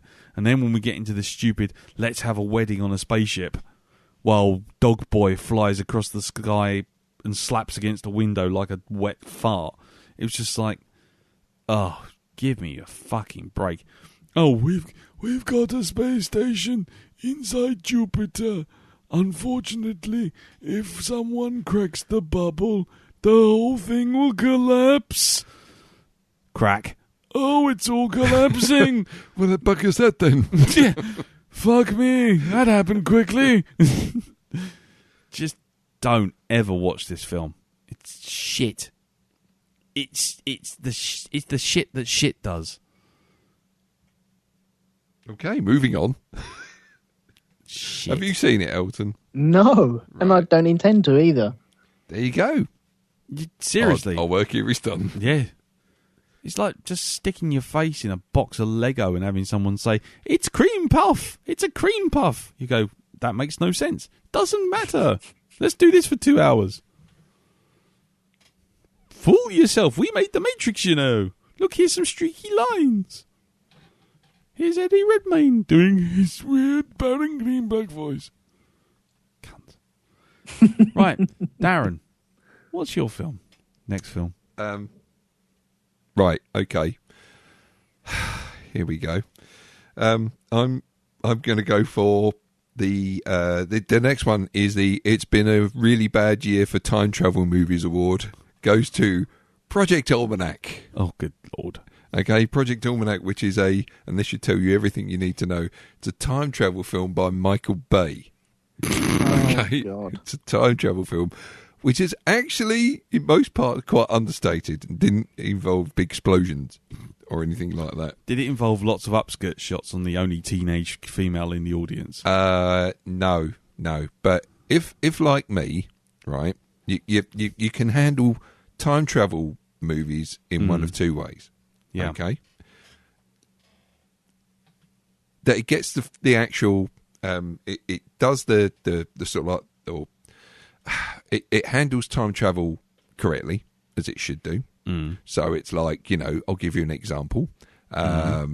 Unless somebody from the future is going to appear right here, right now in front of me, 10 years' time, they're not going to decide to do so. So it kind of changes stuff, because that's a parallel dimension, right? Yeah. That's how it ends, right? Yeah. Okay. Fine. If you're not going to go with that, then you play by the rules you set your own universe. Yeah, you do the Looper thing. Exactly. And it's like, well, that's kind of fun. We can accept that. That's not a problem. Okay. This film ignores all of that shit. Okay. Yeah. I'll give you an example, because I don't care if I spoil this movie. Go for it. Anybody. Right. There is a scene. All right, well, just to give you the premise of the story, it's this group of kids, they find, one of them finds that their dad has been experimenting with time travel. Their dad disappeared some time ago. They're in his workshop that they used for other things, and they come across this device, and they switch it on. And what it does is it causes isolated sort of time travel events, right? So like bubbles, they stick things into it, and it sort of like ends up in a sort of like coming back 5 minutes later. And they expand this bubble to use the time travel device themselves. So they discover this, they see how it works, and they start to try and have some fun with it, right? It's like, well, that's fine, it's a little bit light and airy time travel film. I can deal with that, not a problem. But they get it, they kind of don't realise what they're doing, right? Okay, I'm talking about the writers with this, okay? So imagine you've got, they go to school, and they're going to a test, right? Yeah. And this kid one of the group has done his revision, and Yep. he thinks he's got everything right. Okay, goes in, the teacher throws him a curveball, doesn't get it right. So they go back in time and they walk the same route. Now, according to the rules of this movie, they should be meeting themselves. Yes. But no, apparently their previous selves are nowhere to be seen. Oh. Yeah, Okay. exactly. So they turn up, they answer, and it's like there should be loads of them waiting outside the door for Yeah. loads of their mate who's gone into loads of copies. But it doesn't do that. And it ignores other shit as well. And it only obeys the physics when it wants to move the story along. Yeah. And it's just, it could have had a lot of promises, a nice light and airy sort of, time travel adventure, but in the end, it just fucking annoys you. Yeah. You want to punch people in the face. So, yeah, it's bollocks. Put that on the poster. Yeah. Project Nice. Bollocks. Bollocks. Lovely. So, Oh, well. there you go. I'll put that in the no pile then. Okay, well, thank you very much for that. So Darren's one, and so we're on to Elton. What's your next film? Well, I don't really have any left. You do. You do. Oh. Science that shit up. Oh, okay. All right, then. I'll got one more left then. Yep. Go for a big one. Go for the big punch.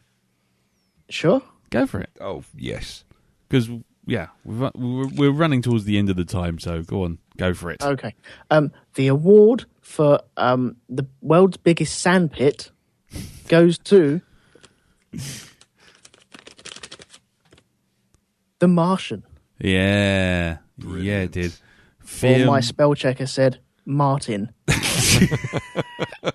I don't know. It's nice to see that Mr. Thompson's got a movie out there I was about gonna his s- life. I was going to say, the Martin. The Martin.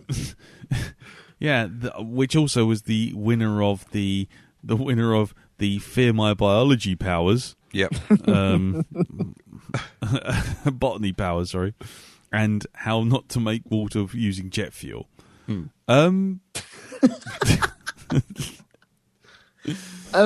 Okay, this is a very rare occurrence of I've actually read the book before seeing the movie, and I flipping adore that book. Yes. I don't say that often. Tintin goes to the moon, maybe, but I can see a pattern. yeah, yeah. It is a really, really good movie. It looks gorgeous. Yeah. The way they've subtly used CG, but in a pretty much everything there is CG in some shots. Yeah. But it's so subtle and it looks so good. It's seamless. Yeah. The characters in the book and in the movie, they line up very, very well. There are some scenes missing from the book, which I was a bit disappointed in. Yeah. Pirates versus ninjas. Sorry. Pirates. Oh yes. Yeah, I was thinking I don't want to give away the book. That's the thing. No, okay, fine. Don't worry that's about fine. it. That's fine. Don't say anything. It's cool. Okay. Because the book is superb. But the pacing of this movie was really, really good. It flowed really well. Matt Damon works really well. I was hoping for a bit more monologuing from him, Yeah. but then I suppose he's just doing the action, so you don't really need that monologuing as well. It didn't go heavy into the science bit as the book did, but it works really well. And you still get that, ooh, it's happening kind of feeling towards the end. and it's humorous as well in a nice way and a rather clever way, especially when he's typing stuff. Yeah. And you don't see it. You don't. You just see the reaction of everyone go, ooh. Yeah, you just know. It is remarkably funny film. I mean, you should expect it after the book, but the humor is really nicely handled. I love the soundtrack. The soundtrack is superb. Especially the closing tune, which is just excellent. Yeah. Yeah. People all Didn't over the expect that. world to do join hands. No, was it? No, it was thingy. I Will Survive, wasn't it? Was that the closing tune? No. There was Waterloo when he was going for the ship. Yeah. And then there was Hot Stuff when he said, "Oh, I'm finally getting into this disco malarkey," and he's sitting in the truck and he's kind of doing Hot Stuff. And then there was, because I have seen this film 3 times at the cinema. Have you? Yeah. Wow.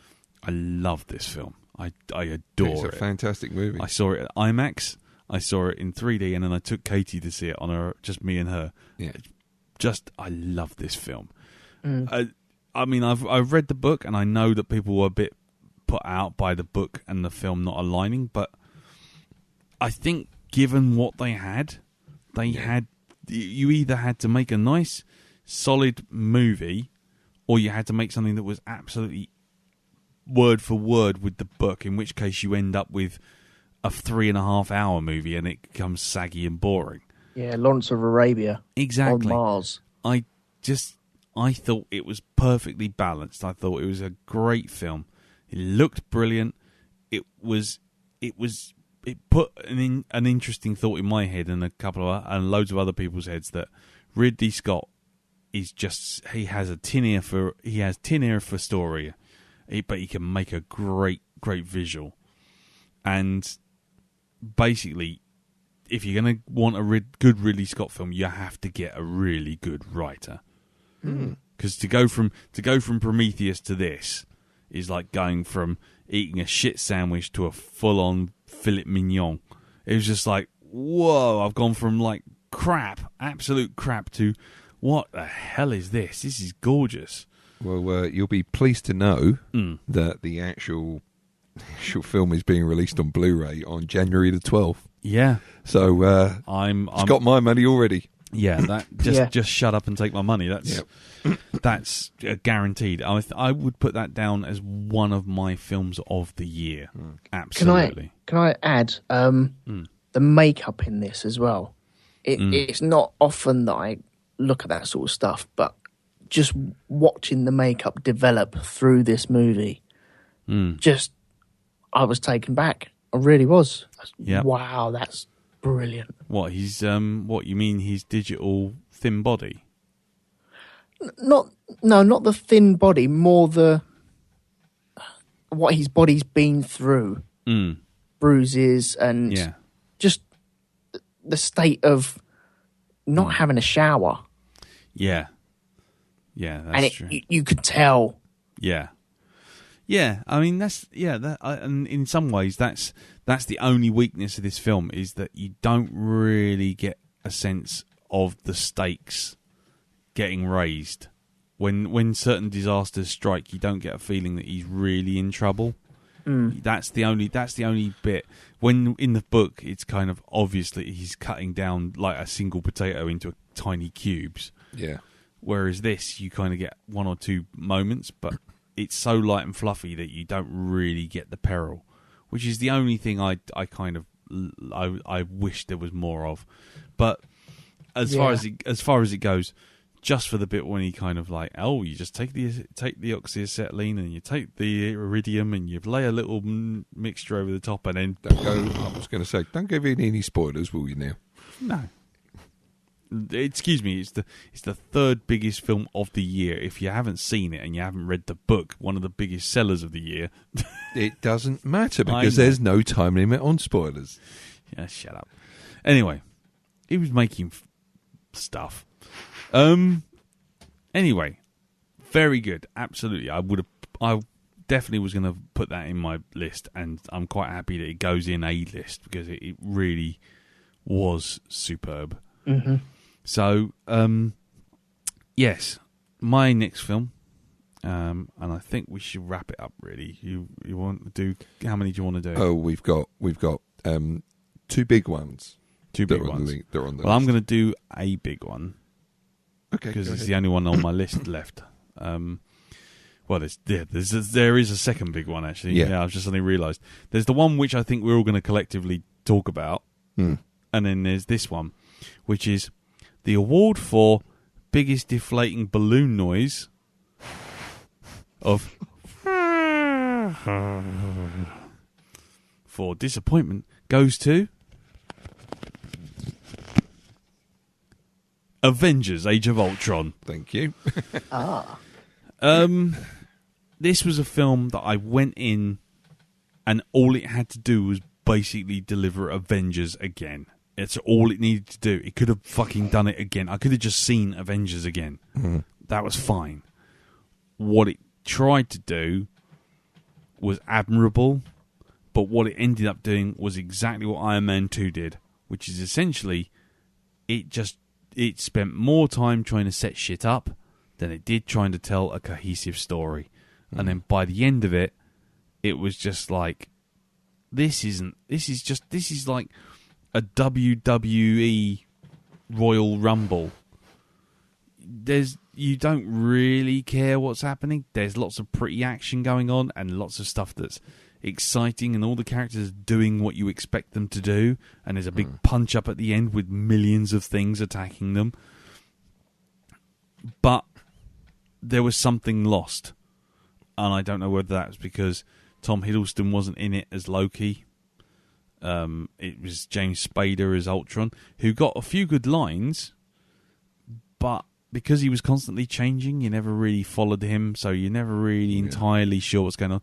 I don't know whether it's because Paul Bettany gets his body as the Vision and looks fucking ridiculous.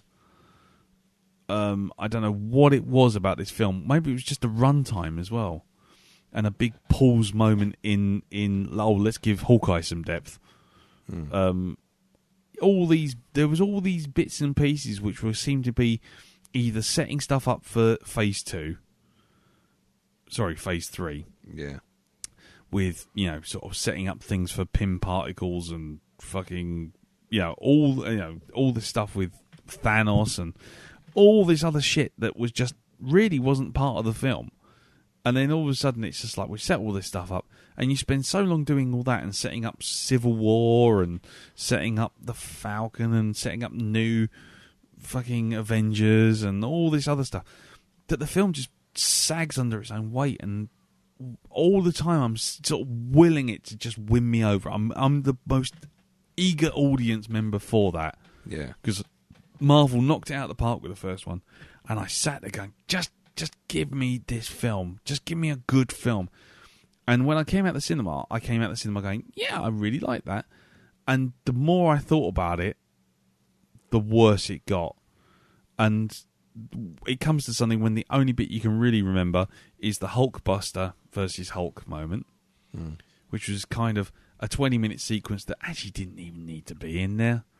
It was just there because it was a fan pandering. Well, in the script, in the general gist of the script and what was going on, you didn't need to have that. You could have stopped the Hulk dead, but a Hulk had to have his moment. Yeah.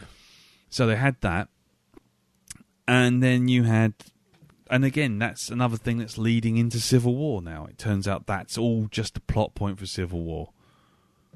And the same goes for, it just felt like it was doing too much rather than just concentrating on a story to tell.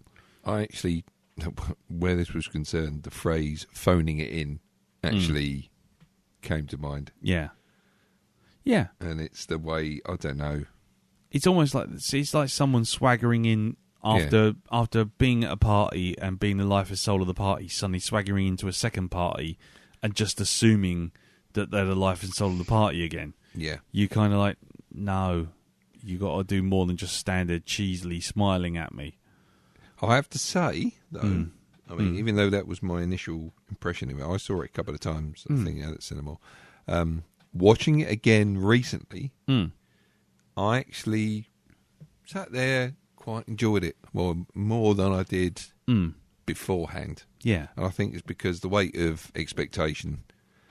It's just, I'm finding, again, it's repeating the whole thing of watching movies more than once to see how you really feel. I think, this is cropping up. Yeah. A lot with films. The problem though for me is I didn't need to be sold this film. After the essentially, I thought the whole of Phase 2 Marvel was really well done. Yes, even Thor: Dark World, and we weren't super hot on that, but it was. I thought for what it was fun. Well, Phase 2. Look at the movies we had. We Guardians of the Galaxy, had Iron Man 3. Yep. We had Thor: The Dark World. Then we had Captain America: Winter Soldier. Then we had Guardians of the Galaxy as well. And it's like, even if you discount Thor, that was 3 out of 4 really good movies. Yeah, and that's the thing. And Avengers literally. Oh, and Iron Man 3.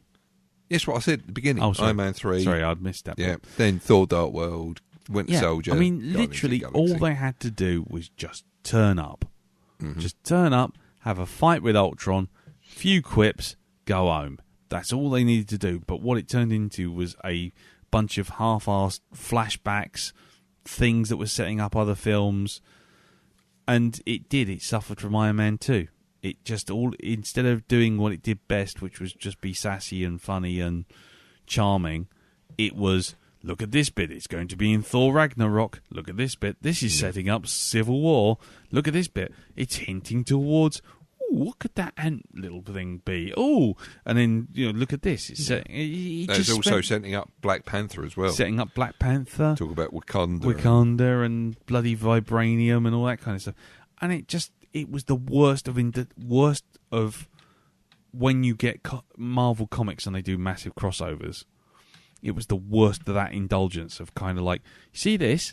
Well, you don't understand it really, and it's a bit boring, and it doesn't add anything to the story, but in the corner you've got a little caption that says, see Marvel Avengers 58, and then in the next one it says, see X-Men 12, and, see Thor, this story, or that story.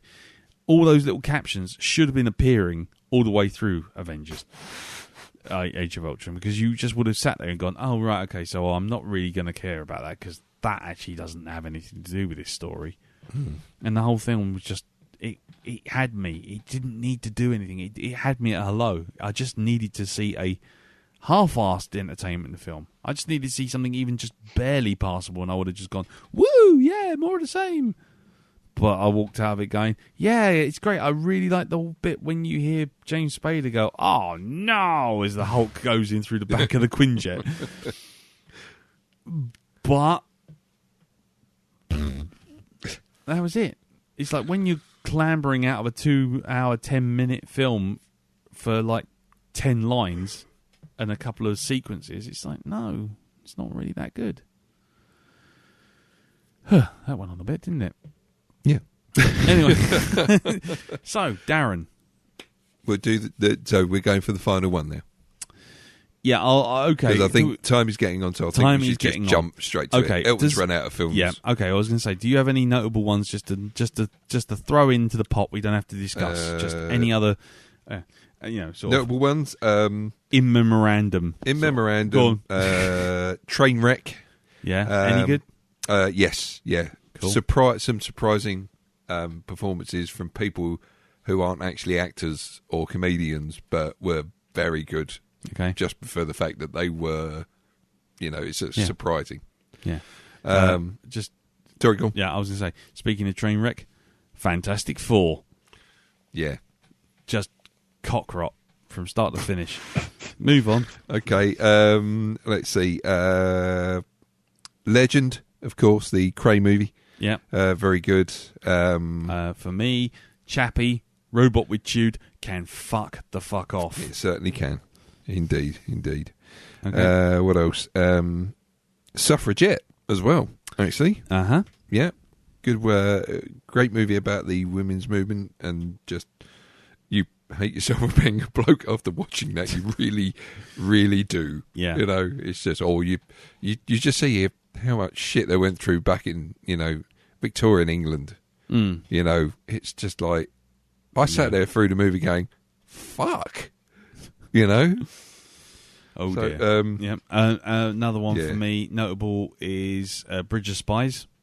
I haven't seen that yet, but it's nice Tom Hanks being nice in a nice middle-of-the-road Spielberg movie.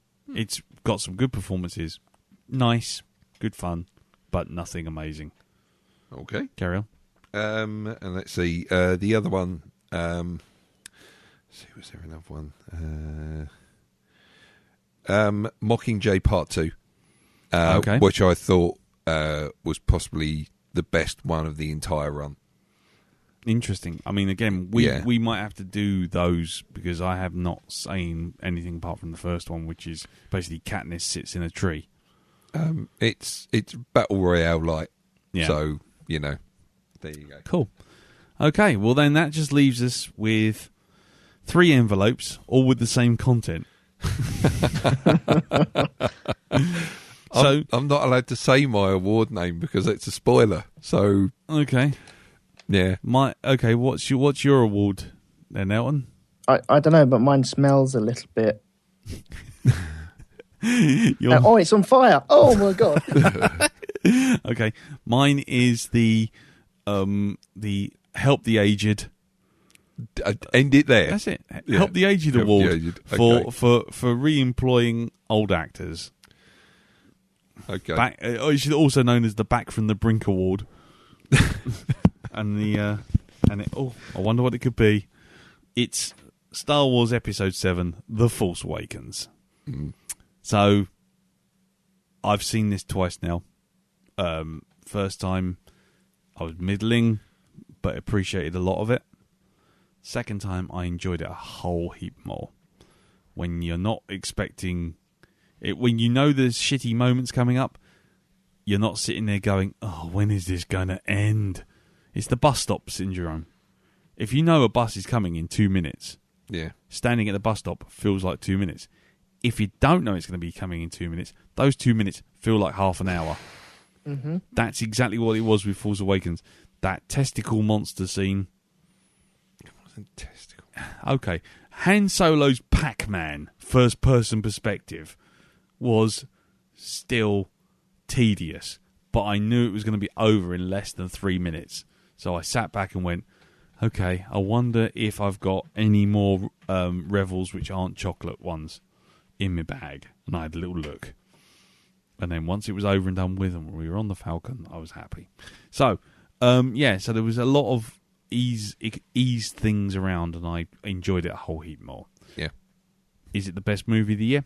Not even close. I don't think it's in on par with Ant-Man. I don't think it's on par with The Martian.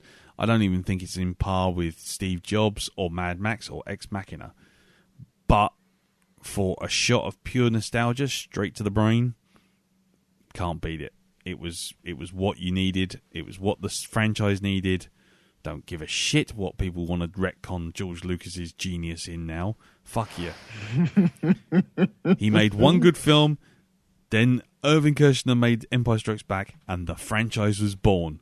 Let's just accept it, ladies and gentlemen. And then after that, the more he got involved, the worse the films got. End of story. Thank you. Done. So, move on. Let's not retcon the fucking... Don't piss in my ear. Tell me it's raining. I know George Lucas did good stuff. He's created a lot of stuff. But he's also done a lot of really bad things. Yep. He stood in front of a bloody Academy Award bunch of people and said, colorizing black and white films is wrong. It's cinema history and it should be preserved as such. And then immediately went back to his 1977 film and put fucking digital monsters all over the fucking top of it for no reason whatsoever. And then denied the existence of the previous copy. Yeah, which had been cleaned up for the first ever DVD release. Yep. What a cunt. So, don't give me any of that shit. Yes, prequels, if you like them, that's fine. I have my own soft spot for them. I apologise for them, but I don't ever look at them and think, those were really quite good. Mm. So we don't retread old ground because we have done a whole episode of the podcast about this film. Yes. Elton, what did you think? I take it you really liked it as well, yes? You've seen it twice now, isn't it? This is the first movie I've seen twice in the cinema. I have seen Return of the Jedi when it first came out and when it was re-released, but with all the special fang doodly dolls that are laid all over the top of it. Is that the name of the tentacle monster? The fang doodly doll. I've never seen a movie twice in the cinema. The first time I saw this, as we said in the previous podcast, I didn't really enjoy it that much. That's I, fine. I put that down to an early morning showing. Watched it with my son in 3D. I want to like it, I really do, but JJ sold us out. I know he's got a $4 billion necklace around his neck at the moment, carrying the weight of that. But for having shot by shot, just retreading on stuff, that's why we didn't know anything about the plot in the trailers. Why? Because they didn't want to say that it's the same thing again. They didn't want to turn around and say, oh, it's just a rehash. Oh, it's a reboot. They didn't want to put reboot on the front of Star Wars, and yet they wanted to reboot it. And I just feel so cheated. I really do. I want to like it. I like it as a standalone movie, but if you put it within the universe of all 7 movies now, I can't forgive it. I really can't. And I looked at the teaser trailer and I watched that movie again, and none of them shots are in it. No, you're right. The one where he throws out the sword, you know where it should be. Yeah. It's not there.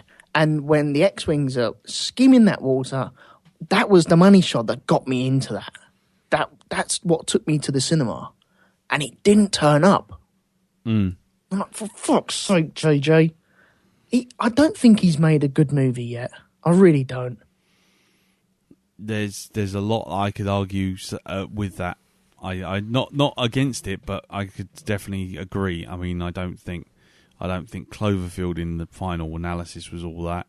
I don't think Star Trek Into Darkness is a very good film at all. I think Trek 09 is kind of where you should be looking, because you got to look at that and say that's where Force Awakens was looking at.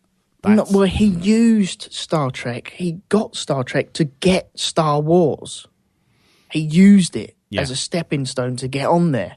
And yet, Cloverfield was sold as a mystery and a wonderment that was never really turned up. Same as Super 8. It was all, oh, look at this. Oh, look, we've got some stuff on the internet. Oh, wow. Intriguing. Super 8 was the E.T. written by someone who doesn't understand what E.T. was all about. It was his love letter, wasn't it, to his childhood? Yeah, it was a Spielberg film. It was a Spielberg duplicate. And so he's just done it again. He's just, I'm fucking annoyed with him. He's a bad man. Unless, of course, I mean, we got Rian Johnson doing episode 8 and writing episode 8 and also writing episode 9. Yeah. So, what do you think of Looper? Have you seen it? I didn't mind Looper. When we watched Brick, it was a film that I wanted to rewatch again, and I will rewatch it. I think I'll get a lot more out of it the second time round. Yeah. I understand why JJ's done this, but I feel like he cheated on us. As if I just said it, but that's the reason why we didn't know anything about the plot until we went into the cinemas. Yeah. Because I think if we knew about the plot, I don't think half the people would have gone. Interesting. That's cool. Okay. I mean, I'm not going to disagree with you, because I think it's all perfectly valid. Absolutely. The criticisms are valid, and I think, it was something that was in my thoughts when we first reviewed it, and I can't dismiss it. I can't say no. I think the only thing it did was just exactly what it had to do, which is it basically rebooted Star Wars for a brand new generation. And, whether or not we like that, I think is immaterial. I mean, it's I think, as I said on the cast before, and I don't really want to rehash things, but, this is really Star Wars 6.5. The next film will be the proper litmus test. Yeah. Not Rogue One. I mean, Rogue One's got to get out of jail free of not being involved in the latest films. Mm-hmm. But Episode 8, once Episode 8 kicks off, if it's a complete retread of Empire, then we know where we are, and then Episode 9 just won't get my money. But, as it stands right now, I see those failings, I understand those failings, and I understand everyone's criticisms of it. But I just say that as a move to get Star Wars back on keel, I think it was a good one, and I think it did what it had to do. Again, I might change my mind again later, but at the moment, I'm still feeling quite positive about that. Cool. But I don't. But again, I don't dismiss the fact that people don't like that, because it's completely and utterly understandable. I must admit, I've done this sort of. I'm like you. Saw it for the second time. Yeah, and I really like it.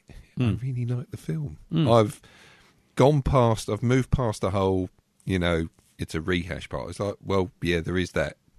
There is the whole borrowing stuff, an awful lot of stuff. And I know there are people going on about, don't keep going on about the fact that it's this, that, or the other, that it's a copy of the. But because look at the other films, they borrow bits and bobs. It's like, well, this is the point. Other films in the saga, yeah, they do borrow from other parts of its own saga, but they don't borrow half anywhere near as much as this film borrows from A New Hope. This borrows an awful lot from A New Hope, and that's fine. But then but the problem is, and I'm going to sound like an apologist now, but the fact of the matter is, if you're going to start looking at what borrows from what, essentially, whole of New Hope is The Hidden Fortress by Akira Kurosawa. No. I'm talking about the film. No, but I mean in form and structure, and in fact in characters, everything. Yeah, that may be, but we're talking about a film copying itself within its own absolutely. series. I'm not disagreeing. You accept it when it it's anything else outside, because there are only 7 stories, right, in the world. Yeah, there's 7 stories, but there's infinite structures of those stories. There are infinite structures. But it's just, like I say, the argument there about, stop saying that, it's like, no, it's a valid thing to say. And but finishing on what I'm trying to say is moving past that, right? It's like I've got to the stage now where I don't feel the same way I did when I first saw it. I actually came out of there feeling really excited about it.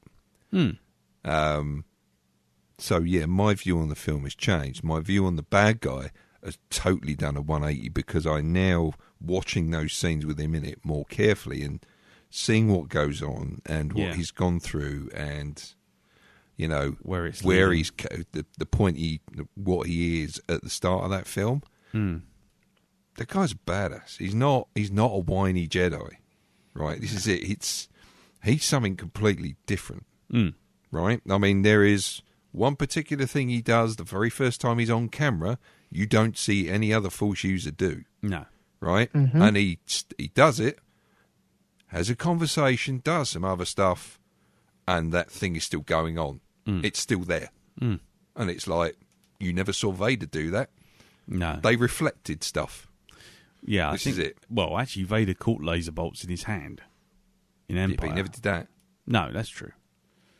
It's like previous Jedi. It's like an action is performed, and action is over as soon as it's done. Right? Look at Yoda lifting the thing. Right? He's concentrating on it. He's done it. Once he's finished, he doesn't leave it sitting there in midair and fuck off and have tea and then come back and it's still there because the Force is holding it up. No, not at all. No, but okay. So the closest one, and again, I know I'm sounding like an apologist, but the closest one to that is in Empire. Yeah. When Vader is on his ship, and Mr. Bronson from thing, he gets force choked, and he's on a completely different ship. Oh no, that's fine. The distance thing. I've got no problem with that at all. He's on a completely different ship. Yeah. He's choking and falling over, and Vader is still talking to Admiral Piet, or as he will be, he's Captain Piet at that point. Yeah. And as he's saying it, he's like, Captain Piet, blah blah blah blah blah blah blah blah blah. And in the background, you see Mr. Bronson going and falling over. And then by the end, it's like, yes, so take command and take the fleet out of the system. Admiral Piet.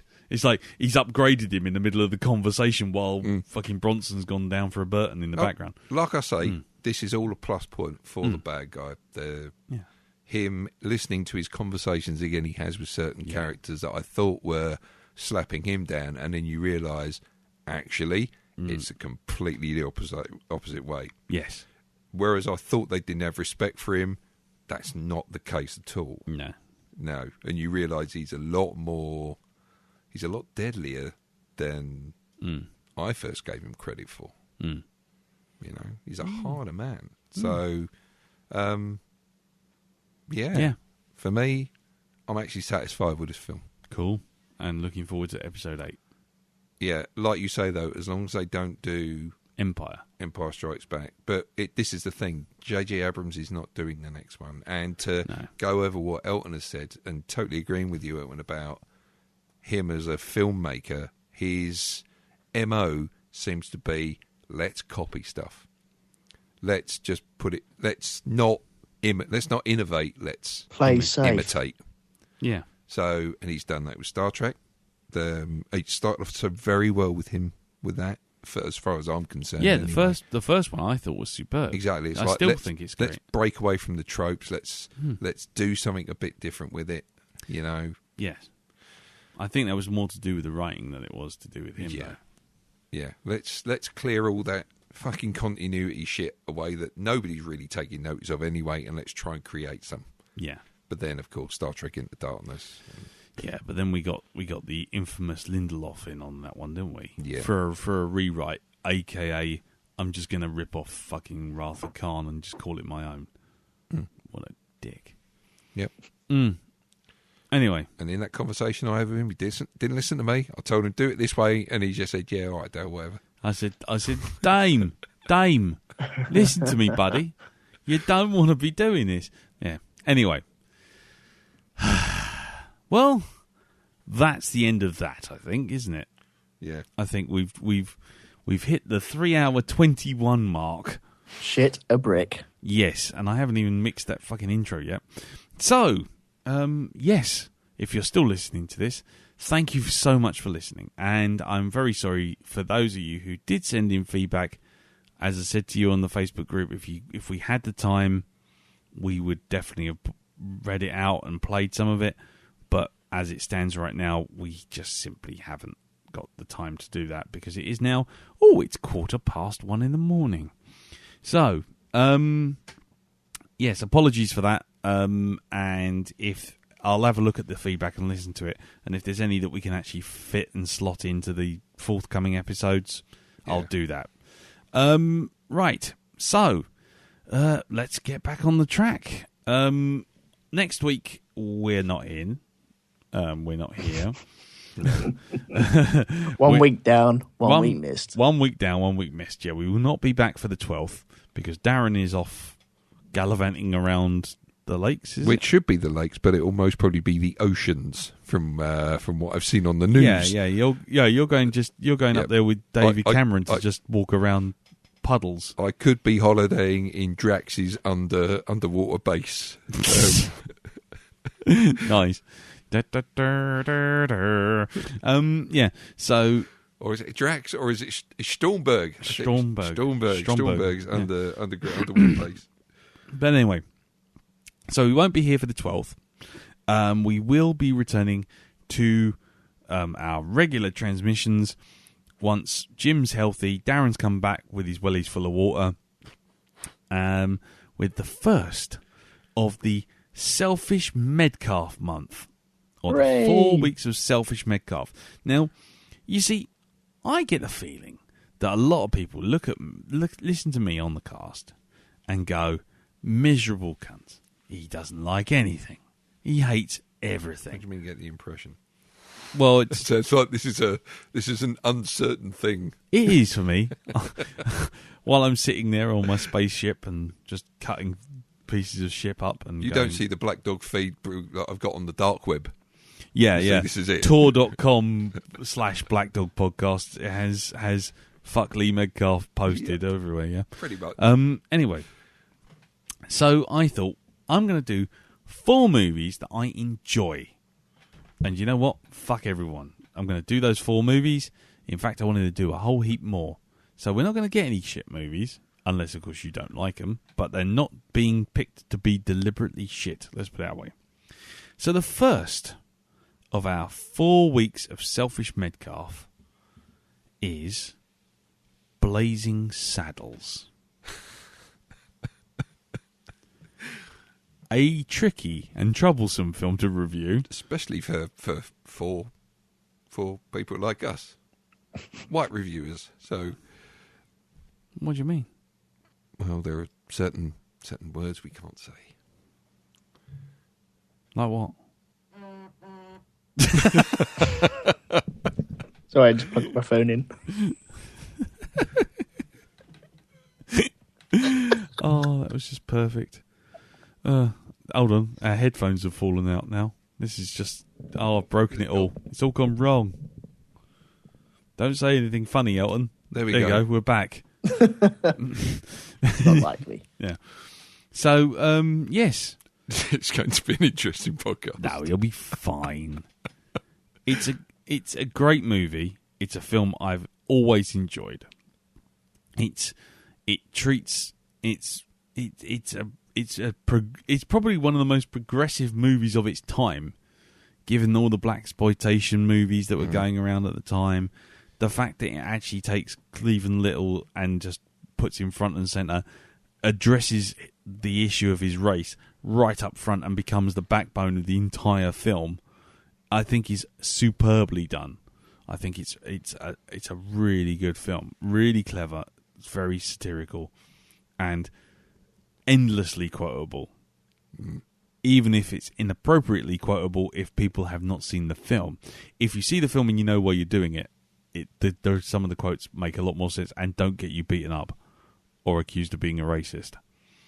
But I have to say, I love this film. I absolutely adore it. I think it's Mel Brooks' second best film.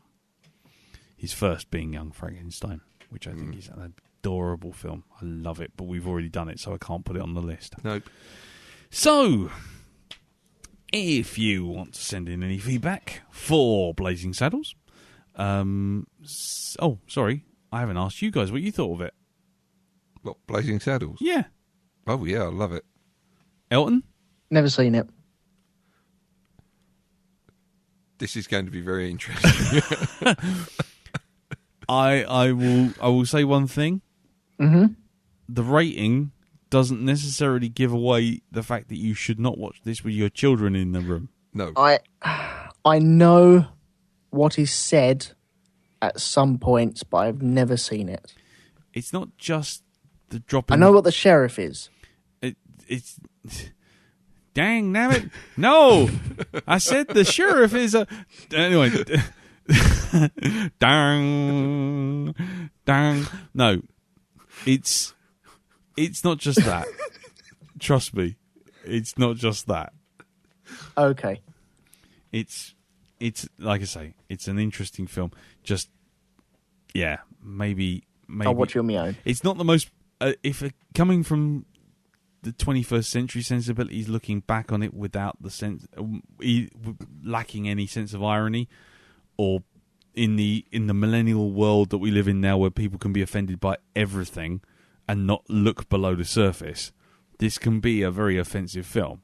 But the fact of the matter is that the actual film is completely on the side of, the minorities that are portrayed in it, whether it be the Native Americans, whether or not it's the black rail gang, whether or not it's everyone in this gets us. Even at one point a gay producer. Yep. Let's get him, girls. Everyone gets their bit, but everyone could be. But this is a film where a 20-something who's never seen this kind of film would watch it and just be like, "Dear BBC, I'm terribly outraged that you decided to show this movie because it has so many terrible racial epithets and all this kind of thing." When actually the whole point of the film is it's having a go at those things. Yeah. And the problem is, if you don't look below the surface, it is a terribly offensive film. If you do, and you see for what it is, it's fantastic. And I'm really looking forward to what you think of it. Because this will be a very interesting moment. Because I don't know what else I can say, really. So Just leave it at that. Just leave it there. Son, So, you're on your own. yeah. I get no kick from champagne. Ooh, mere alcohol doesn't thrill me at all. Anyway. You know, the Camptown ladies. The Camptown ladies. Oh, you know how that goes. Oh, God. Started already. Now, Clyde, didn't I tell you to wash your hands after your weekly cross burnings?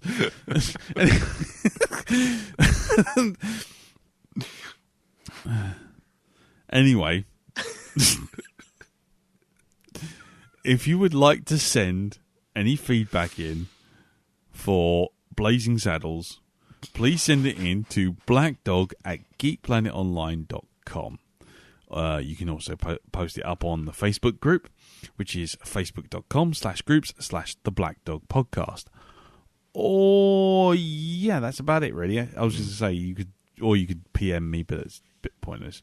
So, yes, we look forward to seeing you on the 19th, January 19th, when we return for Blazing Saddles. So, it just leaves me to say thank you very much for listening. Thank you, Darren. Thank you. Thank you, Elton.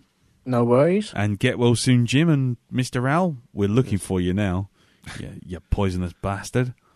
And so, until next time, take care. Bye-bye. Bye. Ta-da!